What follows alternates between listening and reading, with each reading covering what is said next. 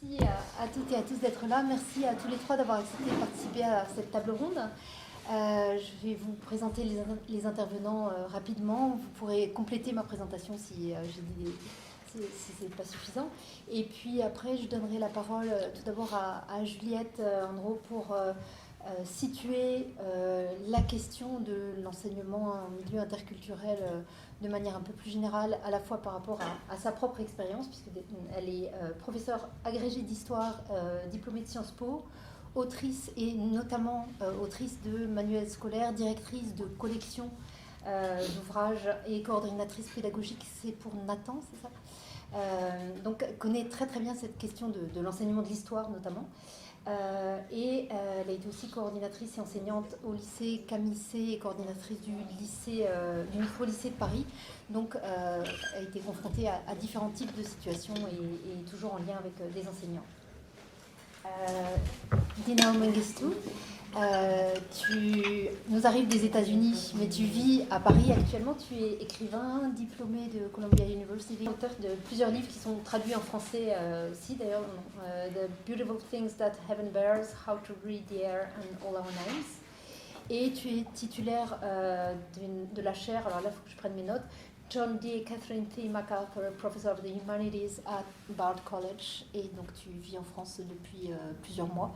Plusieurs années. Ouais, pas maintenant. Ouais. On était rentrés. Voilà, en aller-retour. Hein, et tout en continuant à enseigner aux États-Unis.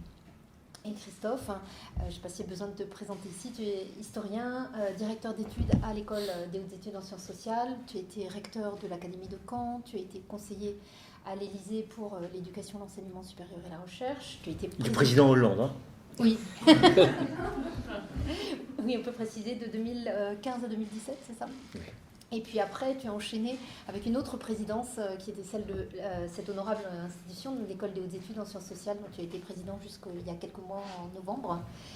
Et tu es auteur aussi de nombreux ouvrages, spécialistes de l'histoire des intellectuels, et en particulier des socialistes, hein, enfin du mouvement socialiste. Et l'un de tes plus récents ouvrages relate ton expérience aussi, qui s'intitule « Voyage d'un historien à l'intérieur de l'État ». Il paraît en 2019, donc je vous le recommande. Et je ne me suis pas présentée, moi-même je suis Pascale Hague, je suis maîtresse de conférence à l'École des hautes études en sciences sociales, psychologue de formation, mais mes travaux concernent principalement maintenant le bien-être à l'école et les compétences sociales et émotionnelles.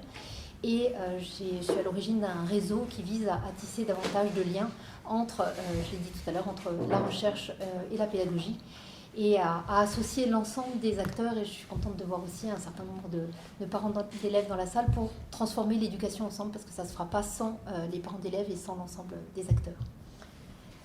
Donc Juliette, je te donne la parole tout de suite. Oui, merci. Alors, je voulais juste préciser une chose, c'est que la coordination et l'enseignement à Camissé, c'était de la section internationale britannique. Donc en fait, j'enseignais à des élèves anglophones de la 6e à la terminale. Et aujourd'hui, ça fait 2 ans que je suis en disponibilité de l'éducation nationale, je suis indépendante et je fais notamment de la gestion de conflits, de la médiation, je crée des contenus de formation aussi pour des entreprises sur les sujets d'inclusion, de développement durable, enfin un peu tout. Voilà, ça, c'est parce que sinon vous n'allez pas comprendre qu'est-ce que je fabrique à faire de la médiation aujourd'hui. Mais quand j'ai commencé, donc je vais vous parler, en fait, je vais vous prendre une étude de cas pour vous parler de ce problème. De la question qu'on soulève aujourd'hui. Et je voudrais juste rappeler qu'en fait, cette question de la langue, elle est quand même extrêmement récente. Moi-même, en tant qu'enseignante, je n'ai jamais été confrontée à ce genre de problème, sachant que j'ai arrêté d'enseigner il y a 2 ans. Bon, mes 2 dernières années étaient dans une structure de raccrochage scolaire pour jeunes adultes où les problématiques étaient bien différentes de celle-ci. Mais donc, la section internationale britannique, j'en suis partie en 2019. Et en 7 ans d'enseignement dans un monde anglophone, jamais je n'ai été confrontée à ce problème. Voilà. Quand j'ai commencé à enseigner en 1998, j'ai été confrontée à des insultes d'élèves, l'un qui disait à l'autre « t'es un sale juif », t'es juif, tu veux pas me prêter ton ballon. Et quand je faisais un rapport à la direction, je me suis heurtée à une incompréhension totale de la part de la direction de l'établissement qui ne voyait pas où était le problème. C'est pour vous dire qu'on arrive quand même de très très très loin. Qui me disait, c'est comme faire un travail d'arabe. ou manger comme un Auvergnat. Voilà ce qu'on m'avait répondu. C'est une expression. Bon. Alors, ce n'était pas forcément les plus ouverts d'esprit et tout n'est pas à l'avenant dans l'éducation nationale, mais aujourd'hui, on ne peut pas imaginer qu'une chose pareille soit dite. Donc, c'est pour poser quand même le contexte, notamment pour les personnes qui sont anglophones, et toutes mes excuses. Je parle en français parce que je sais que ce genre d'expression, évidemment, je ne dirai pas en anglais. Même en français, je sais que c'est choquant, je suis désolée de mettre les pieds dans le plat, mais c'est des choses qui ont été entendues. Voilà. Ceci dit, voilà, moi, les choses se sont accélérées ces dernières années. Il y a 5 ans, par exemple, en classe, je pouvais encore parler de traite négrière sans me poser de questions en histoire. Je suis enseignante en histoire. Aujourd'hui, je ne le ferai plus. Non seulement parce que je ne voudrais pas heurter mes élèves et mes parents, mais aussi parce qu'il y a une prise de conscience personnelle aussi. J'écris des manuels scolaires, Pascal l'a rappelé. J'ai dirigé ces 2 dernières années une collection d'histoire en anglais et c'est beaucoup posé la question de comment, par exemple, lorsque j'ai moi-même été auteur d'un chapitre sur la conquête de l'Ouest, American Westward Expansion, de comment nommer les natifs, quelle expression utiliser pour ça. Et là, j'ai découvert en fait l'ampleur du débat qu'il y a aux États-Unis sur cette question, qui n'est pas une question qui se pose encore beaucoup en France. Et récemment, j'ai été sollicitée pour gérer une situation de très forte tension dans une école bilingue. Je vous pose le contexte très rapidement. Donc, un professeur francophone qui remplace un collègue et ce professeur fait un cours en anglais et utilise ce qu'on appelle le N-word, donc que je ne prononcerai pas en anglais, pour expliquer qu'on ne doit pas l'utiliser. Et le lendemain, un professeur d'histoire francophone qui commence son cours sur la traite négrière dans la même classe de 4e, il utilise un terme qui apparaît en fait 4 fois dans la page consacrée du programme officiel de l'éducation nationale. Ce n'est pas lui qui l'invente, d'accord ? Des parents se plaignent, l'affaire divise aussi rapidement la salle des professeurs, et c'est dans ce contexte que je viens faire une médiation sur l'utilisation du mot en français et en anglais. Donc j'ai 4 points ici. D'abord, la question du sens différent donné à ce terme, puisque je vous ai dit que j'allais faire une étude de cas sur ce terme. Deuxièmement, c'est poser la question de la manière, j'ai dû expliquer qu'on fait l'histoire, on enseigne l'histoire différemment dans les pays anglophones et la France. La question du retard pris par la France dans ce débat et la question de l'importance donnée aux mots, c'est comme ça que j'ai abordé le sujet là-bas. Donc déjà, le N-word et le mot nègre ne sont pas synonymes. Sur la question du racisme anti-noir et des sociétés coloniales, en terre francophone, on peut dire que l'origine coloniale esclavagiste du mot nègre ne fait aucun doute. Mais elle est synonyme du mot esclave. Dans le Code noir de 1685, qui sert de règlement pour tout ce qui concerne les colonies, on l'utilise de manière absolument équivalente. Vous allez voir 130 nègres égale 130 esclaves partout. Dans les sources historiques, on l'utilise tout le temps. L'abbé Grégoire, en 1808, quand il écrit de la littérature des nègres, qui est un livre abolitionniste, c'est un abolitionniste, c'est comme ça qu'il l'utilise. Et dans ce cadre-là, les historiens français et les professeurs d'histoire continuent à utiliser ce mot parce qu'ils étudient des sources dans lesquelles le mot apparaît et qui n'a pas de connotation autre que... ce n'est pas une insulte en tant que telle, contrairement au mot aux États-Unis, on y reviendra. Et après, un peu comme ce qui s'est passé aux États-Unis, dont c'est pas moi qui vais en parler, mais plus tard, au XXe siècle, le mot en France, il est retourné. Il y a ce qu'on appelle une inversion du stigmate. Quelqu'un comme Aimé Césaire, donc ce grand poète français martiniquais, va utiliser le terme de négritude en 1956 pour la première fois pour parler de la fierté d'être noir. Il utilise le mot nègre. Et aujourd'hui encore, dans des communautés afrodescendantes, comme par exemple en Guyane et aux Antilles, c'est utilisé. À Haïti aussi, dans la communauté des Bussinengue en Guyane, c'est des descendants d'esclaves marrons, donc des esclaves qui ont échappé à l'esclavage. C'est un synonyme du mot homme. Et ça a même une nuance positive chez eux. Voilà, donc on pourrait continuer à donner des exemples. L'auteur canadien-haïtien Dany Laferrière, qui siège aujourd'hui, qui fait partie de l'Académie française aujourd'hui, il a écrit un livre qui s'appelle « Comment faire l'amour avec un nègre sans se fatiguer ». Comment faire l'amour avec un nègre sans se fatiguer, pour ceux qui n'ont pas entendu. Et il explique qu'il ne veut pas qu'on change le titre de son livre. C'est important pour lui. Voilà, donc on peut considérer en France que c'est acceptable d'utiliser ce terme dans un contexte littéraire, historique, ou bien dans le cadre de certaines formes de sociabilité. Voilà, mais c'est un débat de spécialistes. Moi, je n'ai jamais utilisé le mot nègre avec mes élèves, sauf dans le cadre de l'étude d'une source historique. Okay, et j'ai évidemment jamais utilisé le N-word, qui n'apparaît pas dans les sources que je fais étudier aux élèves. Voilà. Le N-word, lui, finalement, c'est pas du tout la même chose. D'abord parce que le contexte des États-Unis, c'est une culture où la discrimination est beaucoup plus récente, hein, et c'est une plaie ouverte. Non pas que la nôtre soit refermée, mais bon, là-bas, c'est beaucoup plus récent, évidemment. Et puis, la différence, c'est qu'en anglais, ça renvoie absolument toujours à une insulte, ce qui n'est pas le cas en France. Et qu'aux États-Unis, il y avait le mot Negro que Martin Luther King utilisait, ça ne posait pas de problème. À partir des années 60, on a commencé à le remplacer par le mot Black. Okay, c'est pas la même chose. Ceci dit, c'est un débat qui existe en France depuis longtemps quand même, puisque j'ai trouvé les traces d'une thèse de la fin du 19e siècle, je ne me souviens plus de la date, j'ai recherché tout à l'heure, mais c'est fin 19e, une thèse qui sort sur l'utilisation quantitative du mot nègre et du mot noir en France dans toute la première partie du 19e. Donc c'est un sujet d'histoire déjà à la fin du 19e, cette dénomination. Voilà la première chose, le premier éclairage que je peux apporter sur les différences entre le contexte français et le contexte américain. Le deuxième point, c'est qu'en fait, et ça c'est vraiment difficile à percevoir tant qu'on ne l'a pas expérimenté en tant qu'enseignant, c'est que la manière d'enseigner l'histoire est fondamentalement différente. Je parle là d'enseigner l'histoire dans le secondaire, ou même dans le primaire d'ailleurs, hein. À l'école primaire, au collège, au lycée en France, on veut que les élèves aient une démarche historique. Ça veut dire qu'en fait, on les fait travailler, ce qui va paraître une évidence, je pense, pour ceux qui ont été scolarisés en France ou qui ont étudié l'histoire. On leur fait faire un travail d'enquête et donc on utilise ce qu'on appelle des sources primaires en France avec les élèves, c'est-à-dire des sources qui sont, dont on n'a pas modifié le texte du tout, qui sont entre guillemets et dont on cite la source entière, c'est-à-dire on donne l'auteur, la date d'édition, le titre de l'ouvrage, la page, etc. Voilà, la date d'écriture, la date d'édition, enfin on précise tout et on met entre guillemets.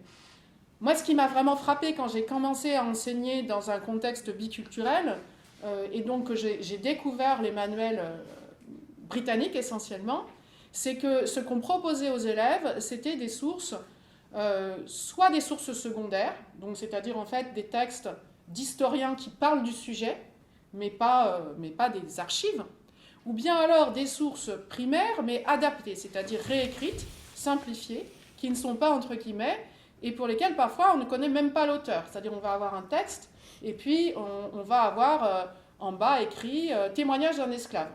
Voilà. À la limite, on ne sait même pas de quel siècle il s'agit.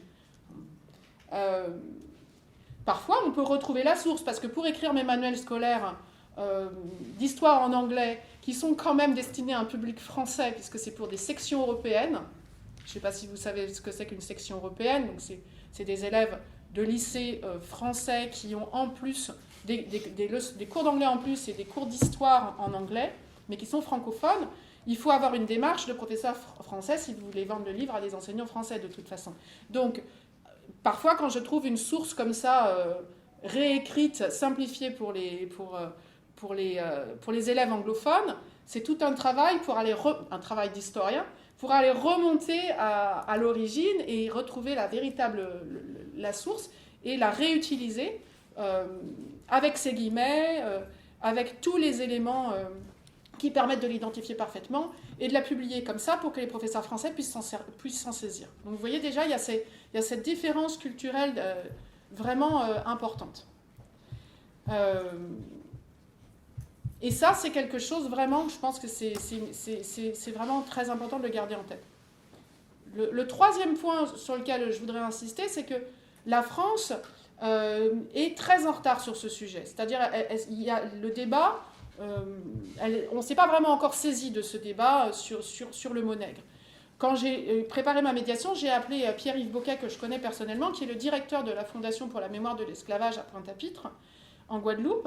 c'est aussi un spécialiste du gangsta rap américain, sur lequel il a écrit des livres. Donc c'est un très bon connaisseur à la fois de la question de l'esclavage, des questions postcoloniales et de la culture rap et noire américaine. C'est la personne, une ressource parfaite dans ce cas. Et il m'a dit qu'effectivement, il y avait un débat au sein de son conseil scientifique de la mémoire de l'esclavage, dans la fondation, une discussion entre chercheurs, mais qu'il n'y avait toujours pas de ligne précise sur les mots à utiliser, ni du côté de l'éducation nationale en France, ni du côté de l'université. Voilà. Et donc moi, je suis allée voir les programmes officiels de l'éducation nationale, et comme je vous le disais tout à l'heure, effectivement, c'est partout, en fait. C'est partout. Enfin, le programme de 4e ne fait pas non plus 100 pages, mais sur la question de cette question-là, de ce qu'on appelle le commerce triangulaire, l'esclavage, et ben vous avez 4 fois, vous avez port négrier, traite négrière, voilà. Alors, en fait, tout simplement, ce que j'ai compris, hein, parce que j'en ai parlé avec des personnes que je connais qui sont à l'inspection de l'Académie de Versailles en histoire, dans l'éducation nationale, m'ont dit, effectivement, il faut qu'on se saisisse du débat, on ne l'a pas encore fait. Et pourtant, c'est possible. C'est possible, par exemple, de remplacer le mot traite négrière par d'autres plus précis que les historiens utilisent, comme par exemple traite atlantique, ou bien alors, pour le distinguer, qui en plus serait plus précis, qui permettrait de la distinguer d'autres types de traite, comme la traite transsaharienne. On peut parler de port de traite plutôt que de port négrier. Enfin, on peut parler d'économie esclavagiste. Il y a des manières de faire différemment. Okay. Voilà, donc ça c'était mon 3e point. Je ne veux pas faire trop long parce qu'après je répondrai aux questions plutôt. Et puis après, le 4e point quand même, c'est la question aussi de la prise de conscience de l'impact du langage. Moi, je fais aussi de la formation auprès de publics éloignés de l'emploi, assez précaires, à Aubervilliers, pour une ONG américaine. Bon, à Aubervilliers, je le fais en français parce qu'ils sont francophones, mais c'est un public qui est racisé. C'est-à-dire ce sont essentiellement des personnes noires hein, qui sont là. Et quand j'ai eu à faire cette médiation, j'avais la veille une formation avec eux. Et donc je leur ai soumis la question. Je leur ai dit, voilà, je vais faire cette médiation, je vais vous raconter hein, et dites-moi un peu ce que vous en pensez. Et en fait, eh bien, ça les a fait rire. Ils m'ont dit, en gros, hein, je vous le résume, ils m'ont dit, mais c'est quoi votre problème, en fait Ils y avaient en fait jamais réfléchi. Ils ont dit, oui, évidemment, c'est un mot extrêmement désagréable. Et puis alors là, ils ont aussi dit, c'est pire en province, à Paris encore ça passe, en province c'est dur.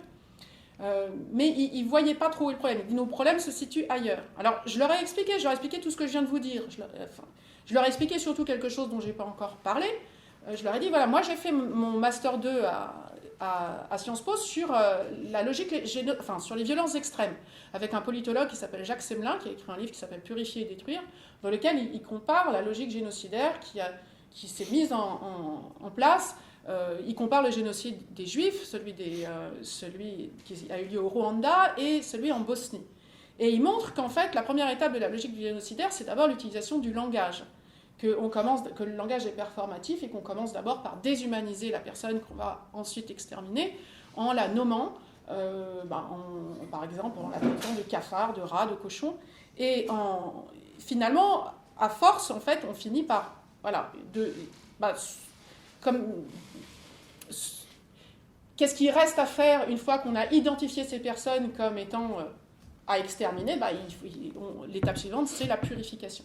Donc je leur ai expliqué ça, enfin je vous passe les étapes du raisonnement, mais une fois que ça a été expliqué, que j'aurais dit voilà, ce n'est pas des choses anodines, c'est pas juste du langage, votre problème c'est la discrimination au quotidien, hein, c'est le racisme, le racisme c'est d'abord aussi la langue.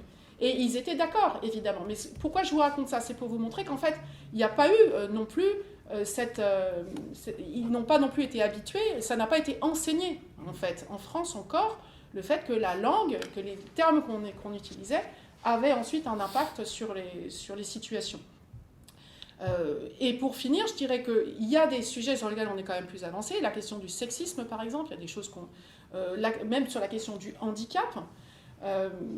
on disait des personnes handicapées, hein. Enfin on disait des handicapés, moi quand j'étais plus jeune, ensuite on a dit des personnes handicapées en pensant qu'on faisait... Maintenant on dit des personnes en situation du handicap, donc on fait attention à ça. Pour la question de la race, on est beaucoup moins avancé. Alors, mon hypothèse personnelle, c'est que autant une personne en situation de handicap, elle est finalement identifiée dans la société française, il y a un processus, où vous avez un statut, vous avez un statut officiel de travailleur handicapé qui s'appelle RQTH. On est en France dans un pays où on fait semblant que la couleur de peau n'a pas d'importance, elle est pas finalement, c'est pas officiel, c'est pas sur les papiers d'identité. Et donc, se saisir du sujet, ça serait reconnaître officiellement aussi que ça serait reconnaître quelque chose sur lequel on a du mal à finalement... dont on a du mal à débattre.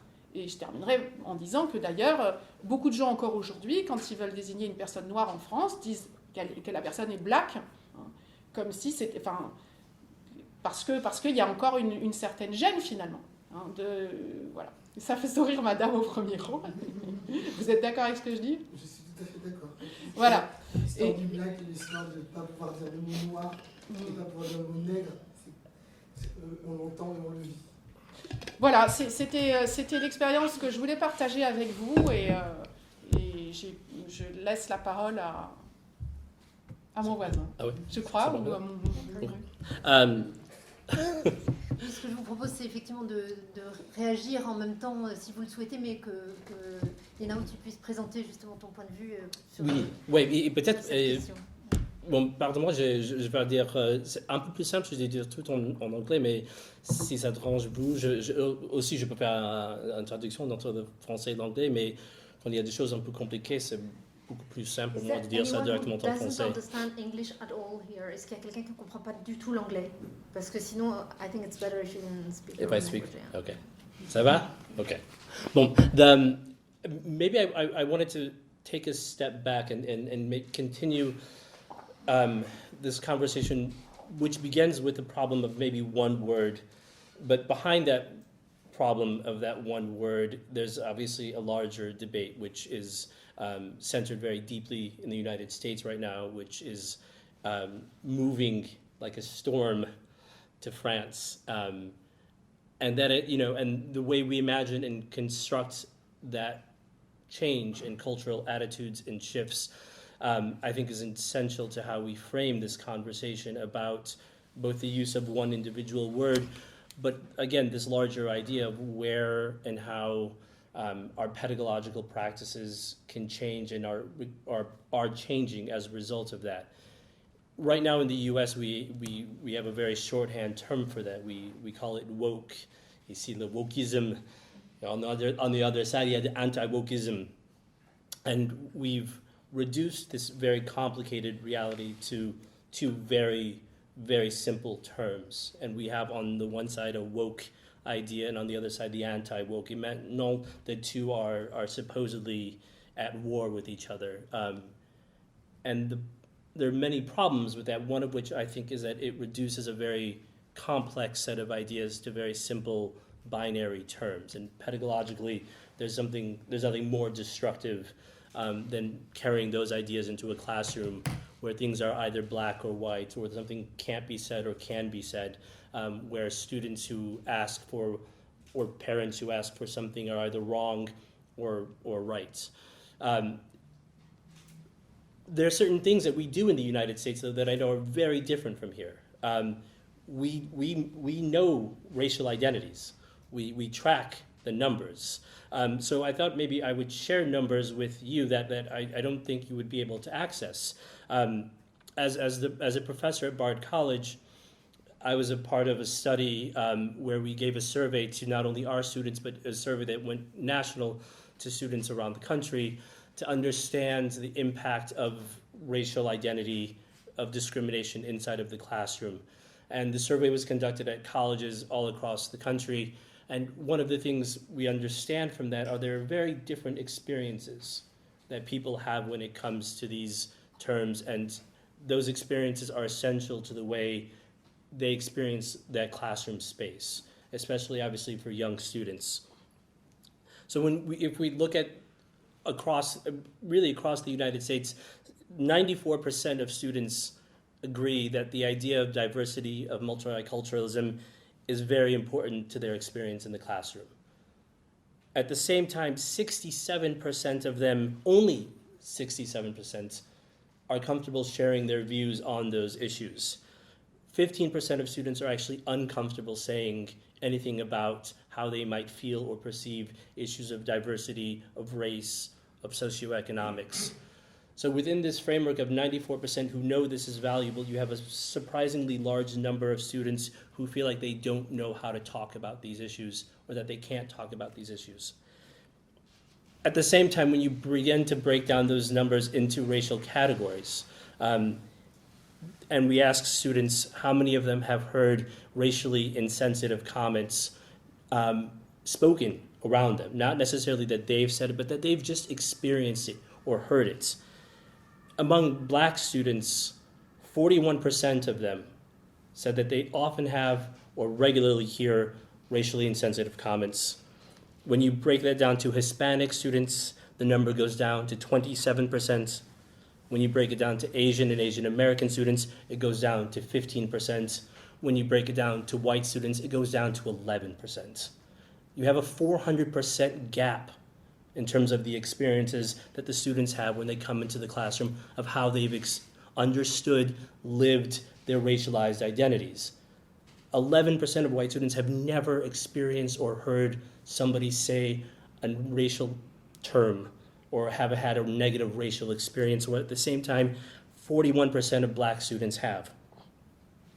When you come to gender, you see something strangely similar. Among men who have heard somebody say something disparaging around gender issues, only 6% of US students who are male say that they've heard somebody say something negative based on gender. And you ask women that same question, the number doubles to 11%. When you ask trans students that very same question, it doubles again to 21%. You have, again, almost a 400% increase from that population that imagines there's no, or that experiences it very little, to the ones who experience it the most. And the fact that it happens both across race and gender and trans identities says something about the very different experiences students have when they enter the classroom. Now, one of the things we imagine is that because of those very different experiences that students have in the classroom, that they're all still supposed to learn the same way. And in France, we know that there's this très bonne idée, the universality. C'est super. J'adore. Mais en même temps, c'est impossible to a certain degree. It's a value.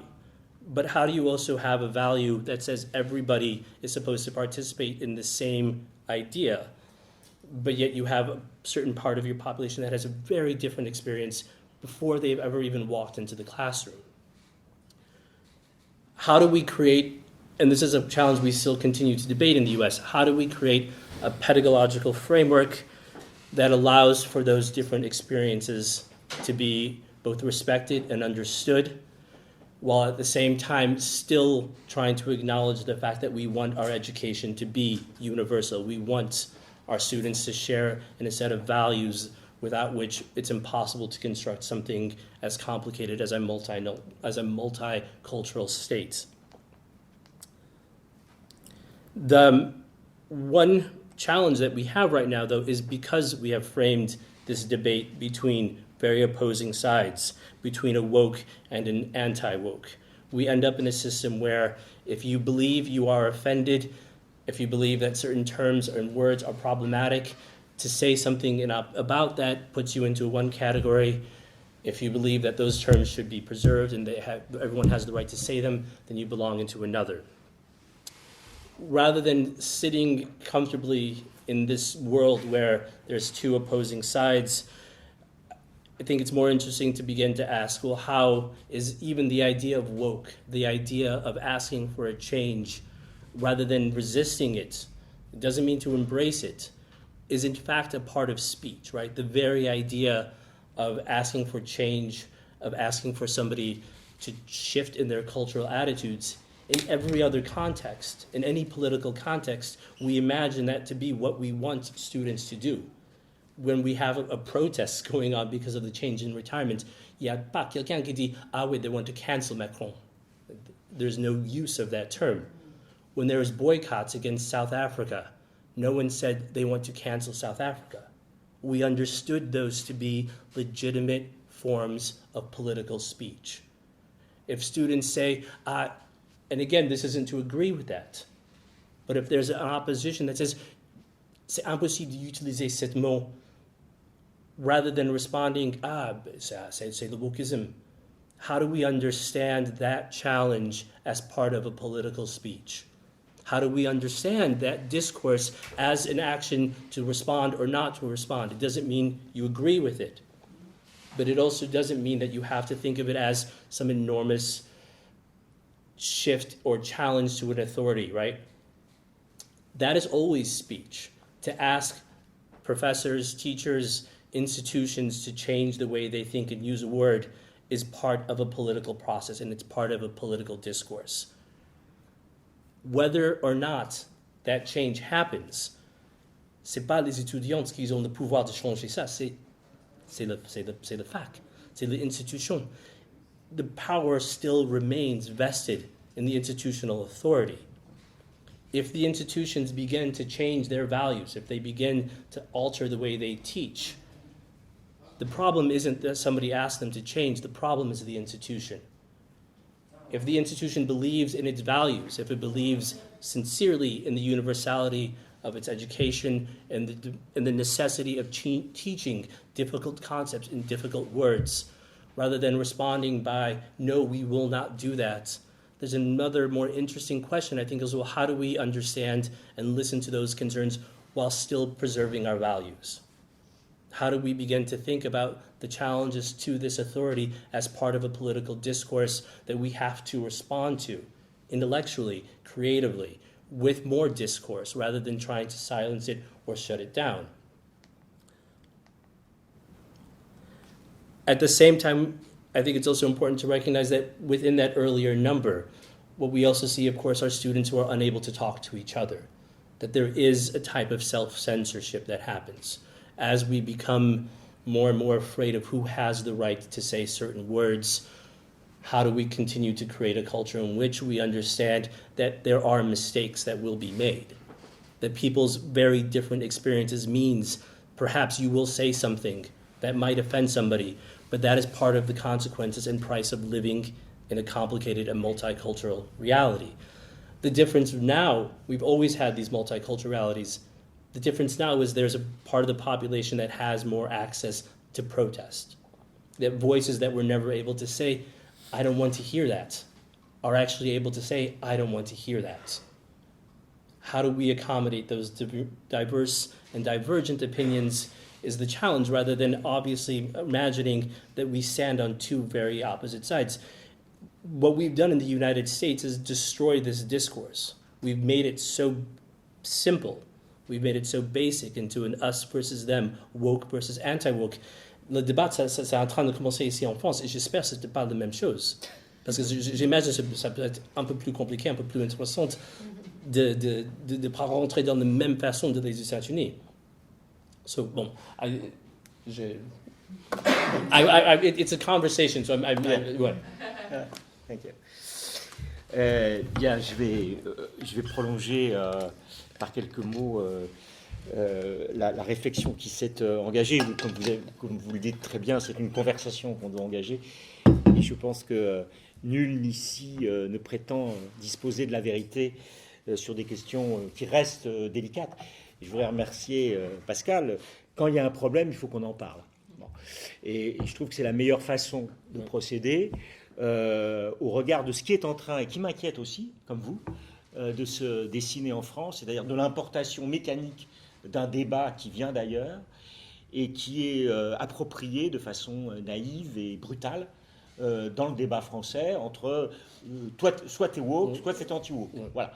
Et tu dois choisir. Alors, on voit bien d'ailleurs, je ne vais pas insister là-dessus parce que ce n'est pas très intéressant, mais le ressort de tout ça, évidemment, dans une société comme la société française, qui est en voie de dépolitisation au sens de ses valeurs traditionnelles, où ses repères politiques traditionnels se sont effondrés, comment elle peut réinvestir dans des notions nouvelles qui ont un succès public aussi dans l'espace public, qui sont faciles à entendre et qui sont portées par des acteurs politiques qui n'ont rien d'autre à se mettre sous la dent, en quelque sorte. Hélas, je pense qu'ils pourraient faire des choses plus subtiles et plus intéressantes que ce type de clivage mécanique et évidemment qui nous conduisent, à mon avis, à des caricatures et à bloquer le débat.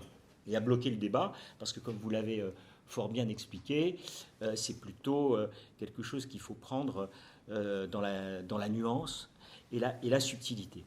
Alors, moi je voudrais, ça me permet de raccrocher à ce que vous venez de dire, mais peut-être que le petit grain de sel que je peux mettre dans cette discussion, n'ayant pas réfléchi comme vous de façon aussi approfondie à ces questions, c'est d'une part, j'irai très vite, comme sur la base de quelques expériences que j'ai eues, plus ou moins lointaines, et puis ensuite comme historien. Parce que, évidemment, un historien ne peut être que, je vais être fort bien montré, interpellé par ce type de questions. Alors, d'abord, dans mon expérience, moi je voudrais dire d'abord, on se calme. On se calme. C'est-à-dire que je n'ai vu nulle part, dans les... moi aussi j'ai été enseignant il y a très très longtemps, hélas, dans le second degré, alors j'ose même pas rappeler ces temps antédiluviens. Effectivement, ce type de questions ne se posait pas. Ce type de questions ne se posait pas, mais d'autres qu'on pourrait y apparenter pouvaient se poser. Mais disons, dans les 10 dernières années, soit comme responsable de l'éducation nationale dans ce qu'on appelle en France une académie, qui donc toutes sortes de problèmes qui peuvent surgir dans le monde scolaire. Autant j'ai vu des affaires de harcèlement, parfois dramatiques, autant j'ai vu des enseignants en but à des problèmes de toutes sortes.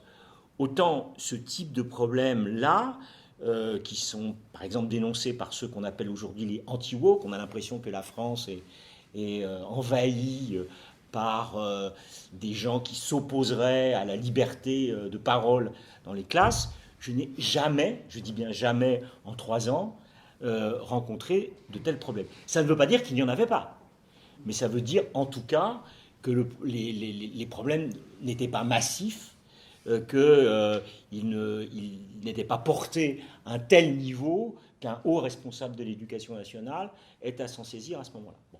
Donc c'est pour ça que je pense aussi qu'il faut nuancer là aussi le débat et ne pas inventer des situations, durcir des situations qui n'existent pas. Et c'est pour ça qu'il est d'ailleurs plutôt sain de s'en emparer dès maintenant, avant que le feu soit à la maison. La deuxième expérience que je voudrais citer, c'est celle de cet établissement que j'ai présidé pendant 5 ans, donc qui est un endroit où on fait des sciences sociales, et vous savez qu'un certain nombre de gens considèrent les sciences sociales comme le foyer du wokisme, hein, où il y aurait de la cancel culture partout, qu'on ne pourrait pas s'exprimer dans les séminaires sous la pression d'un certain nombre. Je veux donner ici un témoignage très clair. Je n'ai jamais entendu ici, sauf un cas, mais à mon avis tout à fait discutable, ce problème être avancé par des enseignants ou des étudiants. Il y a une liberté de parole, et que j'ai eu évidemment souci de défendre.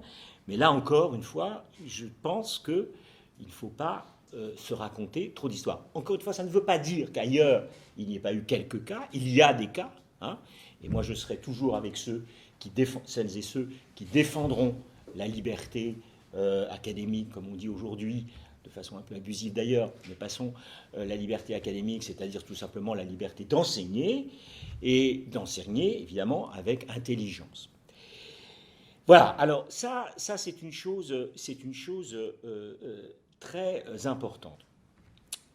Le deuxième point que je voudrais dire, c'est que, évidemment, et Juliette le disait un petit peu dans son propos, il y a ce que produit la science, j'utilise un mot un peu pompeux, la science historique, ou la science littéraire, etc. Et puis il y a son enseignement. Et on aimerait bien qu'il y ait adéquation complète entre ce que nous savons et ce que nous enseignons. Or, un enseignant sait bien qu'il a affaire à des publics divers, composés diversement, avec des âges divers, des compositions sociales différentes, compositions culturelles différentes, qui fait qu'on ne dit pas la même chose à des publics différents. Pour des raisons d'ailleurs moins morales, beaucoup moins morales, que des raisons d'ordre pédagogique. Tout simplement parce qu'il faut se faire entendre. Et que s'il y a débat, que ce débat puisse se dérouler dans les meilleures conditions possibles, et non pas dans des conditions, évidemment, où les crispations naîtraient du sentiment, souvent d'ailleurs ne correspondant pas à la réalité, d'être insulté, mis en cause, etc. Donc il faut avoir tout simplement, lorsqu'on enseigne, l'intelligence des publics auxquels on s'adresse. Et ça, contrairement à ce que des gens un peu simples penseraient, c'est pas de l'autocensure, c'est tout simplement de l'intelligence pédagogique. L'essentiel étant qu'on puisse faire passer efficacement les connaissances, l'état des connaissances à un moment T, au moment où on se trouve. Donc c'est une pratique pédagogique et je dois dire que tout enseignant doit se poser cette question. Et cette question, elle est, je vais donc développer ce point, elle est évidemment en fonction de la séquence historique dans laquelle nous sommes immergés, du contemporain. On n'enseigne pas, évidemment, aujourd'hui, avec les mêmes mots, avec les mêmes savoirs, avec les mêmes méthodes qu'il y a 50 ans et même qu'il y a 20 ans, 10 ans. C'est pour ça que je n'osais pas faire... j'ai enseigné dans le secondaire au début des années 80, je n'osais même pas le dire. Donc, tout simplement, il faut, et ça c'est le travail de nos collègues des sciences de l'éducation, de la recherche, ou des sciences cognitives, enfin tous ces gens qui travaillent à réfléchir aux conditions d'enseignement. Donc, rien de choquant là-dedans, me semble-t-il, et qu'il est évidemment, cette réflexion, elle passe par les mots que l'on utilise. Et je pense, tu as raison de dire 10 ans, il est évident qu'il s'est passé quelque chose, d'ailleurs il y a moins de 10 ans, qui s'appelle le numérique, et qui est un véhicule, à mon avis, lexical, très important, et à côté duquel peut-être passent trop souvent les enseignants. Mais bon, ça c'est une supposition. Mais on voit bien ce type, je ne vais pas développer là-dessus, ce type de développement qu'il faudrait faire. Alors, je vous ai dit, donc des réflexions appuyées sur mon expérience, plus ou moins lointaine, et puis ensuite, comment je peux réagir à ce que vous avez dit l'une et l'autre comme historien. Bon, alors, les historiens, ils ont toujours deux tendances, deux maladies un peu contradictoires. C'est soit de dire oh là là, le problème n'est pas nouveau, hein, ou exactement le contraire, c'est complètement nouveau. Donc, entre les deux, on balance. Alors, du côté, c'est pas entièrement nouveau, et Juliette faisait allusion, c'est vrai que la question de la désignation ou de la dénomination des autres, quels qu'ils soient, de l'altérité, c'est un vieux problème historique dont on pourrait restituer l'histoire, qui d'ailleurs s'accompagne au fond avec la construction, et encore je mettrai après guillemets, de l'identité nationale. C'est-à-dire une nation, un ensemble national qui, en se construisant, évidemment, exclut, se distingue des autres. Alors ça, c'est vrai, c'est un mécanisme, me semble-t-il, moi je travaille surtout sur mon propre pays, Mais c'est un mécanisme qu'on peut retrouver, je pense, dans toute espèce de nation, d'ailleurs pour le savoir dans d'autres pays européens. Mais il y a évidemment la question, j'y reviendrai dans un instant, du mot nègre sur lequel nous nous sommes arrêtés. Mais il y a des mots pas plus aimables, si j'ose dire, désignant d'autres nations, nous le savons. Hein, les mots aussi fleuris que Bosch, Fritz, Dorifort, j'en passe et des meilleurs pour les Allemands, Rital pour les Italiens, Rosbif pour les Britanniques. Enfin bon, je ne vais pas vous faire tout ce répertoire-là, mais évidemment, on peut penser que ce type de terme pose un problème à des gens qui pourraient le recevoir dans une classe ou ailleurs. Bon. Donc, cette question, évidemment, a quelques lettres, quelques anciennetés. Alors, pour ce qui concerne le mot nègre, évidemment, je voudrais... là, je parle dans un périmètre strictement de culture nationale française. Je voudrais évidemment consonner complètement avec ce que tu as dit, c'est-à-dire que le mot nègre est un mot absolument ordinaire dans la culture, dans le langage français, toute sensibilité politique confondue. C'est amusant d'ailleurs parce que j'ai une de mes étudiantes qui va soutenir un master sur la notion sur la comparaison race et classe dans le mouvement socialiste français au XIXe siècle. Bon. Et je lisais d'ailleurs des textes encore tout à l'heure. Prenons une des grandes figures, peut-être la plus grande figure du socialisme français, Jean Jaurès, allègrement, plutôt anticolonialiste, enfin, c'est un peu fort, mais critique du colonialisme, emploie de façon très ordinaire le mot nègre. Donc il n'y a aucun problème de désignation. En revanche, et là je pense que la comparaison serait utile, concernant le mot juif, et concernant la désignation, à cette période notamment, des juifs. Alors, quand la désignation mobilise des termes comme youtre ou youpin, là, c'est un sens effectivement complètement négatif. Et ce n'est pas du tout l'équivalent du mot nègre pour désigner les juifs. Là, on voit bien que ça renvoie à tout un périmètre antisémite, hein, et notamment, évidemment, si on parle...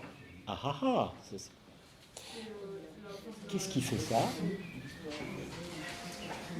Il y a un petit oiseau qui s'est introduit. Donc là, on voit bien dans les moments de poussée de l'antisémitisme, par exemple pendant la... C'est bizarre. Ah, c'est un... Bon, pardon. Je croyais que c'était quelque chose. La nouvelle cloche de la récré Oui, c'est ça. Donc on est sur un registre. Mais ce que je voudrais dire aussi, c'est que on ne peut pas non plus, comme historien, enfin c'est le b.a.-ba non seulement des historiens, mais je dirais aussi de nos collègues linguistes frottés de sciences sociales, s'en tenir au mot lui-même. Nous savons tous que les contextes d'énonciation, les circonstances dans lesquelles sont prononcés un mot, sont utilisés un mot, évidemment, donnent à ce mot des colorations différentes. Et qu'un historien ferait du très mauvais travail s'il oubliait cette dimension d'usage de la terminologie. Comment enseigner cela? Parce que c'est ça le problème. Et j'en viens à ce que tu disais tout à l'heure sur le goût qu'a l'enseignement français depuis au fond le dernier tiers du XIXe siècle, hein, pour mettre sous le nez des élèves, ou des étudiants d'ailleurs, de la documentation. Alors là, je prends une position, moi je suis absolument là-dessus, je ne négocie pas, je pense que c'est une démarche absolument indispensable. Il faut mettre sous le nez des élèves ou des étudiants le document tel qu'il existe. Évidemment, c'est pour ça que je suis pour, par exemple, il y a eu un grand débat, vous l'avez peut-être entendu, il y a un an, autour de la traduction française de Mein Kampf. Et évidemment, il y a eu une émotion là-dessus. Des gens ont considéré qu'il ne fallait pas traduire et rééditer Mein Kampf.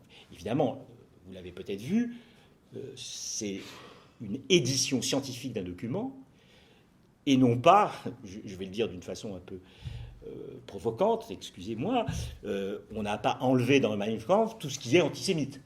Parce que là, évidemment, je prends cette position-là pour montrer à quel point ce serait absurde là, pour le coup, atténuer un document, parce que précisément, le cœur du document, il est antisémite, et qu'il théorise, si j'ose dire, l'antisémitisme pour en faire une arme de guerre. Donc, on met ce document à la disposition des uns et des autres, évidemment, en l'accompagnant de tout un travail scientifique, d'explicitation, et qui en montre aussi, je n'ai pas encore utilisé le mot, son historicité. C'est-à-dire qu'évidemment, ce document a une histoire et correspond à un moment de l'histoire. Eh bien, ce travail-là, alors, je ne dis pas qu'on fasse ça avec une classe de CM2 ou de 5e, mais ce travail-là me semble absolument indispensable, et le b.a.-ba du travail d'un professeur d'histoire qui doit dire, vous voyez comment on parlait à tel moment, et pourquoi aujourd'hui on ne peut plus parler, ou pourquoi il était scandaleux de dire, de désigner, je parlais des juifs tout à l'heure, des youtres ou des youpins à tel moment, et pas juifs, etc., etc. Donc cette sensibilité à l'historicité du langage me paraît absolument indispensable, et donc passe évidemment par un engagement très fort et oserais-je le dire, une formation très exigeante des enseignants pour accompagner cette mise à disposition. Mais pour que les élèves, les enfants prennent conscience de ce qui ne va pas, pour employer un mot très soft, de ce qui ne va pas dans notre société, il faut qu'ils se rendent compte de la réalité de ce qui ne va pas, c'est-à-dire qu'ils affrontent, qu'ils se confrontent au texte tel qu'il était dit. Alors, j'en finis, tel qu'il a été produit. J'en finis, il y aurait plein de choses d'autres à dire sur cette matière lexicale, mais évidemment, les enseignants, pas seulement les enseignants d'ailleurs, tous ceux qui ont un discours public, qui s'adressent à un public, je le disais tout à l'heure, ils ont à affronter, à tenir compte des sensibilités de leur temps, telles qu'elles sont portées par leurs élèves, pas seulement par leurs élèves, par les parents de leurs élèves, par leurs collègues, par tout un environnement, etc. Et il est clair qu'une classe n'est pas un laboratoire du CNRS. Et que la liberté de ton, et je dirais qu'en est historien, on est habitué à voir des choses pas ragoûtantes, si vous voyez ce que je veux dire.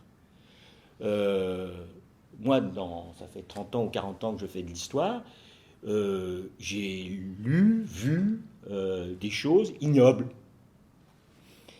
Il est clair que toutes ces choses ignobles, c'est mon métier, je peux en parler à certains de mes collègues qui ont l'habitude de voir des choses ignobles aussi, mais la question est qu'évidemment, elles ne peuvent pas être communiquées comme ça, même avec toutes les précautions que j'évoquais, à tout moment, devant tout public, de toutes circonstances. Et il faut tenir compte de cela. Et encore une fois, ceux qui n'y verraient que de l'autocensure auraient tort, parce qu'ils ne comprendraient pas tout simplement ce qu'est le geste pédagogique auquel il faut que nous soyons attentifs. Voilà. Peut-être que je vais m'arrêter là, j'ai déjà beaucoup trop parlé. On pourrait décliner encore une fois, puisqu'il s'agit de mots, le problème qui nous occupe, le problème spécifique qui nous occupe là, à d'autres niveaux de l'activité, de la production des savoirs historiques ou de leur transmission, de leur enseignement. Je pense à tout le vocabulaire politique en particulier, qui est que parfois on reprend des termes, comme on dirait, indigènes, c'est-à-dire produits par des sociétés, sans les conceptualiser suffisamment et sans suffisamment les entourer d'un regard critique. Voilà. Mais je m'arrête là, c'est promis. Merci beaucoup Christophe et merci d'avoir évoqué cette question des émotions. Tu as parlé de la manière, enfin tous les trois vous avez parlé de la manière dont on peut enseigner certaines choses. La grande diversité, outre la grande différence, outre le numérique que tu as évoqué, c'est que les enseignants se trouvent face à des publics de plus en plus divers avec la mondialisation et sont amenés à tenir compte des émotions que peuvent susciter aussi leurs propos et les réalités qu'ils décrivent. Et donc, je voulais savoir si éventuellement il y avait des choses que vous souhaitiez ajouter ou que vous pourriez ajouter par rapport à cette question. On a mis les choses à distance en parlant de manière très théorique. Comment on fait face à l'émotion des enfants dans certains cas, et puisqu'on a dans la salle aussi des enseignants qui peuvent être confrontés au quotidien à des situations dans la vraie vie, vous pourrez peut-être en témoigner si vous le souhaitez. Comment on peut aussi outiller les enseignants pour faire face à ces émotions? Je peux juste, juste un mot sur ton tableau de la situation d'enseignement. Il faut bien reconnaître aussi que la diversité des classes, elle est toute relative aussi, parce que malheureusement, il y a des classes, la mixité sociale ou scolaire étant ce qu'elle est, c'est-à-dire largement insuffisante, avec des ghettos dans un sens ou dans l'autre, malheureusement, la réponse ne peut pas être univoque. C'est-à-dire que les publics scolaires étant, évidemment, ce serait bien des classes où, comme tu le supposes, tout le monde, alors je ne sais pas si c'est l'universalisme, mais on pourrait le souhaiter, ou qu'il y ait des gens venus d'horizons sociaux, culturels, mais le problème c'est que la diversification, elle n'est pas si évidente que cela. C'est une petite remarque sociologique et un petit peu coquine à l'égard des politiques publiques. Tu parles de la gestion des émotions par rapport à l'utilisation de certains termes ou de manière plus générale?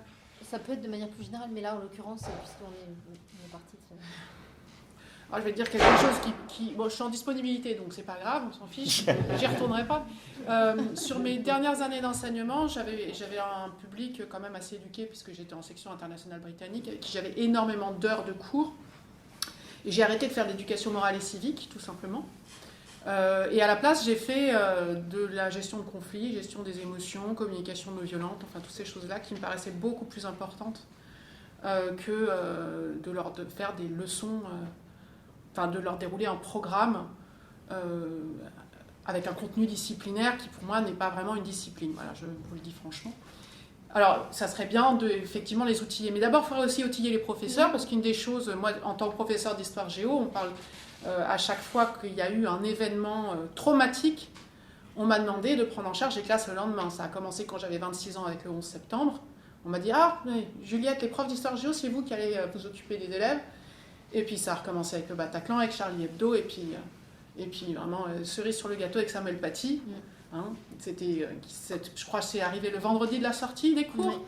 Et on a reçu un mail pendant les vacances en me disant qu'il faudrait prendre en charge des élèves lundi matin parce qu'il va y avoir quand même beaucoup d'émotions. Et voilà. Donc après, c'est de l'écoute. Enfin, moi, j'ai appris à le faire toute seule. Je me suis formée et maintenant, j'en ai fait mon métier aussi. Mais gérer les émotions des élèves, c'est d'abord que les enseignants puissent gérer les leurs. Et c'est certainement pas avec l'enchaînement des réformes récentes. Et voilà, je ne développe pas qu'ils vont et la situation dans laquelle ils sont actuellement qui va leur permettre l'absence presque totale de formation continue sur ces questions et même de formation initiale. Voilà, moi, quand j'étais à l'UFM de Paris, qui est quand même l'endroit où on forme les professeurs, donc je sors, j'ai l'agrégation d'histoire, c'est-à-dire que je n'ai fait que de l'histoire et un peu de géographie. Je fais une année de formation à l'UFM et le formateur explique qu'il faut avoir de l'humour et que face à une élève qui ne suivait pas et qui était en surpoids, il lui a dit « redresse-toi et tu sais comment tu peux faire ? Eh ben, pose tes seins sur la table. » C'est la seule chose dont je me souvienne de l'IUFM. Ça, et puis comment est-ce qu'on décrit une œuvre d'art, hein, comment est-ce qu'on fait une étude de tableau. Voilà. C'était ça la gestion de classe qu'on m'a enseignée, moi, en 1998. Donc, c'est tout ce que je tiens à répondre à... Après, je pourrais développer comment moi j'ai fait personnellement, mais voilà, c'est un sujet qui me fâche un peu, en fait. Voilà. Mais je peux juste pour excusez-moi, juste parce que moi je suis tout à fait d'accord avec ce que tu viens de dire complètement. Le problème est qu'en France, on continue, ce que tu viens de dire, à considérer que le recrutement des enseignants ne doit reposer que sur l'excellence disciplinaire. C'est-à-dire que vous devez savoir tout dans votre... Ce qui n'est pas le cas, bien sûr. Ou faire semblant de savoir tout dans votre domaine de recherche. C'est comme si on demandait à un médecin de ne pas voir un malade pendant toute sa formation et de ne faire que de la biologie. Si bien que lorsqu'il s'agit de rentrer dans le cœur du métier, et on est dépourvu, surtout quand on a affronté des situations absolument exceptionnelles. Quand on dit ça, quand on dit ce que je dis, on dit voilà bien un discours qui défend la baisse du niveau. Voilà, la pédagogie, on voit bien tout le discours anti-pédago. C'était un débat qui avait un peu disparu, mais qui est toujours là. Il suffit d'écouter sa radio préférée le samedi matin et un philosophe bien connu sur ces questions-là, pour voir qu'il y a encore une résistance extrêmement forte pour que, dans la formation des enseignants, on aborde ce sur quoi tu nous interroges, comment on fait pour gérer ses émotions, comment on fait lorsqu'on a à affronter un problème avec un enfant, des parents, enfin, comment faire, comment professionnaliser la profession, quoi. Vous vouliez intervenir? Je vais juste intervenir. En fait, c'est par rapport quand vous m'expliquez de là où vous veniez, par rapport aux élèves qui étaient éduqués. Alors moi, je suis dans le 18e arrondissement. Les élèves, effectivement, souvent, on leur dit, quand ils ont une éducation, en fait, qui n'est peut-être pas la nôtre, et c'est ce qu'on a du mal en France à reconnaître, c'est qu'on a une éducation, effectivement, à la française, mais que certains élèves ont aussi leur éducation. Et que c'est là qu'on doit trouver un point de jonction. Et souvent, on renvoie le fait qu'ils ne sont pas éduqués, alors que pas du tout. C'est parce que c'est à nous, justement, de comprendre déjà là où ils sont, pour qu'ensuite on puisse les emmener là où on veut, pour être dans, justement, cette espèce d'universalité à la française, c'est-à-dire que tout le monde doit savoir les mêmes choses au même moment, alors qu'on n'apprend pas à marcher en même temps, on n'apprend pas à parler en même temps, on n'apprend pas plein de choses en même temps. Mais en tout cas, à l'école française, on doit tout savoir, tous en même temps, ce qui fait que, alors je suis directrice de SECPA en plus, donc je me confronte aussi à la difficulté de mes élèves qui, du coup, n'apprennent pas comme les autres, et n'apprennent pas comme on voudrait, qui rentrent dedans dans le système et qu'il faut nous s'adapter. Et c'est juste ça que je voulais dire. Oui. Et autre chose, c'est que quand les Français, alors moi j'ai des amis qui sont expatriés, ils sont tous dans l'école française, ils sont dans l'école française, et là on parle d'expatriés, et on nous montre à la télé la joie d'être expatriés, les Français entre eux, tout ce qu'ils ont. Et en fait, les mêmes élèves qui sont dans le 18e, qui sont eux immigrés, et on va dire, bah, c'est un ghetto, c'est ci, c'est ça, c'est ça. Alors moi j'ai du mal avec ça, parce que je me dis, mais alors, d'un côté, quand les Français partent à l'étranger, ils sont expatriés, ils ont aussi, et quand, alors parce qu'ils vont dans un pays aussi, et ils apportent leur culture, on a la culture française quand même, et puis les autres qui arrivent, ils deviennent juste plus que des migrants, des immigrés, à qui il y a bon blanc à apprendre quelque chose. Parfois, il y a quelque chose. Et les élèves, vous savez, ils comprennent. Hein. Ils comprennent vite de quoi on parle. Ils savent de quoi on parle. Et c'est là qu'on est embêté, parce que On se dit, bon, il y a le numérique, la télévision, il y a tout ce qui nous pose de vraies questions, et c'est à nous de savoir, d'avoir les connaissances et finalement voilà. Et dernière chose, c'est vrai que par rapport à l'histoire, parce que moi j'ai enseigné aussi l'histoire en SECPA, pour moi il était plus facile de parler de traite négrière, parce que je suis antillaise, je viens de la Martinique, et du coup les élèves ne le ressentaient pas comme une insulte ou comme... voilà. Alors que c'est vrai que certains collègues avec qui je discutais étaient vraiment gênés par rapport à ça. Moi, pendant très longtemps, j'ai été gêné par rapport à ça. Et ce que je dis aux élèves, oui, moi aussi, hein, quand j'étais au collège, quand on rentre par l'histoire de l'Afrique, des Antilles, par l'esclavage, la traite, c'est très gênant. Et c'est au fur et à mesure de mon histoire, au fur et à mesure de mes connaissances, au fur et à mesure où j'ai évolué, c'est là que j'apprends. Et en fait, c'est juste apprendre son histoire, sa propre histoire, qu'on a beaucoup quand même gommé et que j'ai dû, moi, aller chercher. Parce qu'à aucun moment, l'école me l'a donné. C'est-à-dire que moi, j'ai dû aller chercher mes racines aux Antilles, comprendre pourquoi, aller à Pondichéry, essayer de comprendre pourquoi, d'où venait toute ma famille en Afrique et tout ça. Parce que l'école ne m'a pas donné, parce que quand j'apprenais l'histoire, j'apprenais que les traites négrières, l'Afrique... Et à un moment, il y a eu un moment où on a parlé des grands empires africains, et ça a été gommé, alors que ça c'était vraiment une fierté. Et là, quand vous avez quelque chose, vous pouvez vous tenir, vous êtes fier. Il ne faut jamais être fier d'un empire. Hein. Non, mais les grands empires africains, je veux vous dire, les élèves n'en ont jamais parlé, ils ne savent même pas ce que c'est. Non, mais vous avez raison. Et du coup, non, mais... quand les jeunes avaient parlé de ça, mais il y a d'autres personnes qui vont leur donner des clés, qui ne sont pas forcément les bonnes, et on laisse la porte ouverte à d'autres personnes. Et c'est là où je trouve que l'école, c'est dommage, parce que c'est l'endroit, justement, où on peut se confronter, réfléchir, discuter, ne pas être d'accord, mais entendre ce que les jeunes disent, pour qu'après, on ne se retrouve pas avec des... voilà ce qui se passe avec Samuel Paty, et ainsi de suite.